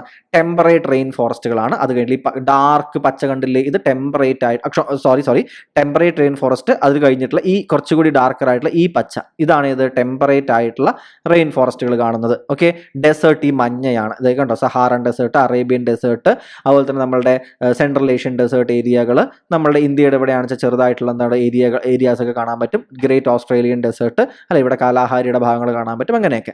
ഇനി അത് കഴിഞ്ഞാൽ ഇതുണ്ട്, തുന്ദ്ര കിടക്കുന്നുണ്ട്, തേയിക കിടക്കുന്നുണ്ട്, ഗ്രാസ് ലാൻഡ് കിടക്കുന്നുണ്ട്, സവാന ഏരിയ കിടക്കുന്നുണ്ട്, ഫ്രഷ് വാട്ടർ, മെറൈൻ, ഐസ്. നോക്കൂ, ഈ ഭാഗങ്ങളിലെല്ലാം എന്തുണ്ട്? അതിൻ്റെതായിട്ടുള്ള ബയോമുകളുണ്ട്. മനസ്സിലാവുന്നുണ്ടോ? ആ ഭാഗങ്ങളെല്ലാം ഓരോ ബയോമുകൾക്കുള്ള ഉദാഹരണങ്ങളായിട്ട് നമുക്ക് എന്ത് ചെയ്യാൻ പറ്റും? കാണാനായിട്ട് സാധിക്കും. ഇനി ഒരു കാര്യം പ്രത്യേകം പറയട്ടെ, തുന്ദ്രയാണ് ഏറ്റവും നോർത്തേൺ മോസ്റ്റ് വരുന്നത്. ഓക്കെ, തുന്ദ്രയാണ് ഏറ്റവും നോർത്തേൺ മോസ്റ്റ് വരുന്നത്. അത് കഴിഞ്ഞിട്ടാണ് തേയിക. ഓക്കെ, ഈ ടി വരുന്നവരെ അങ്ങോട്ടും ഇങ്ങോട്ടും പലർക്കും മാറിപ്പോവാറുണ്ട്. എങ്ങനെ? ഈ തേയികയെയാണ് ബൊറിയൽ ഫോറസ്റ്റ് എന്ന പേരിൽ കൂടി പറയുന്നത്. തേയികയുടെ അവിടെ എന്ത് ചെയ്യുന്നുണ്ട്? കുറച്ചും കൂടി സസ്യങ്ങളുണ്ട്. മനസ്സിലാവുന്നു? തേയിക കുറച്ചുകൂടി സദേൺ സൈഡിലേക്കാണ് തേയിക കിടക്കുന്നത്. അത് കഴിഞ്ഞിട്ടാണ് എന്ത് ചെയ്യുന്നത്? തുന്ദ്ര വരുന്നത്. വേണമെങ്കിൽ ഓർത്ത് വെക്കാൻ എന്താ എളുപ്പം? രണ്ടും ടി ആണല്ലോ. ഇതും ടി ആണ്, ഇതും ടി ആണ്. അപ്പൊ നമ്മൾ ഇക്വേറ്ററിന് മോളിക്കല്ലേ നമ്മൾ എപ്പോഴും കണക്കാക്കുക? ഇക്വേറ്ററിന് മോളിക്കല്ലേ കണക്കാക്കുക? അപ്പോൾ ഇക്വേറ്ററിന് മോളിക്കുമ്പോൾ ആദ്യത്തെ ലെറ്റർ എ ആണ്, രണ്ടാമത്തെ ലെറ്റർ ആണ് യു വരുന്നത്. ഇങ്ങനെ ഓർത്ത് വെച്ചാൽ പോരെ? നമ്മൾ ഇക്വേറ്ററിന് മോളിക്ക് പോകുമ്പോൾ എ കഴിഞ്ഞിട്ടല്ലേ യു വരുന്നത്. അപ്പോൾ തേയികയാണ് ആദ്യം വരുന്നത്, അത് കഴിഞ്ഞിട്ടാണ് തുന്ത വരുന്നത്. സോ എ ആദ്യം, പിന്നെ യു. ഓക്കെ, തേയികയിൽ അവിടെ എന്താ അതിന്റെ അർത്ഥം? ഭയങ്കര കഠിനമായ മഞ്ഞായിരിക്കും അല്ലെ? കഷ്ടിയേറെ ഗ്ലേഷ്യേഴ്സും മഞ്ഞുമൊക്കെ ആയിരിക്കും തുന്ദ്രയൊക്കെ എത്തുമ്പോഴേക്കും ഉണ്ടാവുക. അപ്പൊ തേയികയുടെ അവിടെ കുറച്ചും കൂടിയൊക്കെ സസ്യങ്ങൾക്ക് വളരാനുള്ള സാഹചര്യം ഉണ്ടാവും അല്ലെ? അതുകൊണ്ട് തേയികയാണ് ഏത് പേരിൽ അറിയപ്പെടുന്നത്? ബൊറിയൽ ഫോറസ്റ്റ് എന്ന പേരിൽ കൂടി അറിയപ്പെടുന്നത്. ബൊറിയൽ ഫോറസ്റ്റ് എന്ന പേരിൽ കൂടി അറിയപ്പെടുന്ന ഭാഗം ഏതാണ്? തേയികയുടെ ഭാഗമാണ്. ഓക്കെ, അപ്പൊ തേയിക, അത് കഴിഞ്ഞിട്ട് തുന്ദ്ര. ആദ്യം എ, പിന്നെ യു. ഇക്വേറ്ററിന് മോളിക്കാണ് നമ്മൾ പോകുന്നത്. ഓർത്തിരിക്കാനായിട്ട് പ്രത്യേകം ശ്രദ്ധിക്കുക. ഓക്കെ ആണല്ലോ? അപ്പോൾ ബയോമുകൾക്ക് ഉദാഹരണങ്ങൾ ഇവയൊക്കെയാണ് എന്നൊന്ന് ജസ്റ്റ് എന്ത് ചെയ്തോളൂ? ഓർത്ത് വെച്ചോളൂ. ഇനി ബയോസ്ഫിയർ ബേസിക്കലി നിങ്ങൾ സോൺ ഓഫ് ലൈഫ് എന്ന ഒറ്റ വാക്കുകൊണ്ട് ഓർത്താൽ അതിൻ്റെ ഐഡിയ കിട്ടും. നോക്കൂ, ഞാൻ ആദ്യ ക്ലാസ്സിൽ നിങ്ങൾക്ക് പറഞ്ഞു തരാൻ ശ്രമിക്കുന്നത് ഒരു ബേസിക് ഒരു ഐഡിയ ഉണ്ടാക്കലാണ്.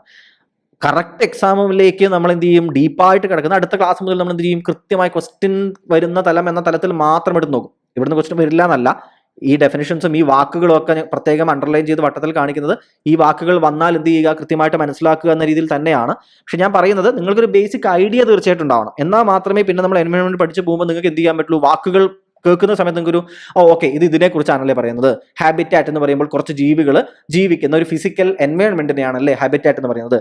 ബയോം എന്ന് പറയുന്ന സമയത്ത് ഓരോ ബയോമിലും ആ ബയോമിൻ്റെതായിട്ടുള്ള കാലാവസ്ഥയ്ക്ക് അനുസരിച്ചുള്ള ജീവികൾ അവിടെ ഉണ്ടാവും അല്ലേ. തുന്ദ്ര ബയോമാണ്, ടൈഗ ഒരു ബയോമാണ് അല്ലെ, ഗ്രാസ് ലാൻഡ് എന്ന് പറയുന്ന സമയത്ത് ട്രോപ്പിക്കൽ റെയിൻ ഫോറസ്റ്റ് എന്ന് പറയുന്നത് അത്തരത്തിലുള്ള ബയോമുകളുണ്ട്. ഈ ഐഡിയ നിങ്ങൾക്ക് ഉണ്ടായിട്ട് എന്ത് ചെയ്യണം, നിങ്ങൾ മുന്നോട്ട് പോകണം. അപ്പൊ ബയോസ്ഫിയർ എന്താ, സോൺ ഓഫ് ലൈഫ്, ലൈഫ് നിലനിൽക്കുന്ന ഇടങ്ങളെല്ലാം കൂടിയിട്ടാണ്. അപ്പൊ ബയോളജിക്കൽ ആയിട്ടുള്ള കോമ്പണന്റുകൾ എല്ലാം കൂടി ചേർന്ന് സോൺ ഓഫ് ലൈഫ്, ലൈഫിനെ സപ്പോർട്ട് ചെയ്ത് കൊണ്ടുപോകുന്ന ഏരിയയാണ് ബയോസ്ഫിയർ എന്ന് പറയുന്നത്. ഈ ബയോസ്ഫിയർ നോക്കൂ, ഈ സൈക്കിൾ ആണോ നേരത്തെ ഞാൻ പറഞ്ഞ അതേപോലെ എന്താ, അറ്റ്മോസ്ഫിയർ ഉണ്ട്, അതിൽ ഹൈഡ്രോസ്ഫിയർ ഉണ്ട്, ലിത്തോസ്ഫിയർ ഉണ്ട്. നോക്കൂ, ഈ ചത്ത് കിടക്കുന്ന ഈ ഭാഗങ്ങൾ ഉൾപ്പെടെ ബയോസ്ഫിയറിൽ വരും.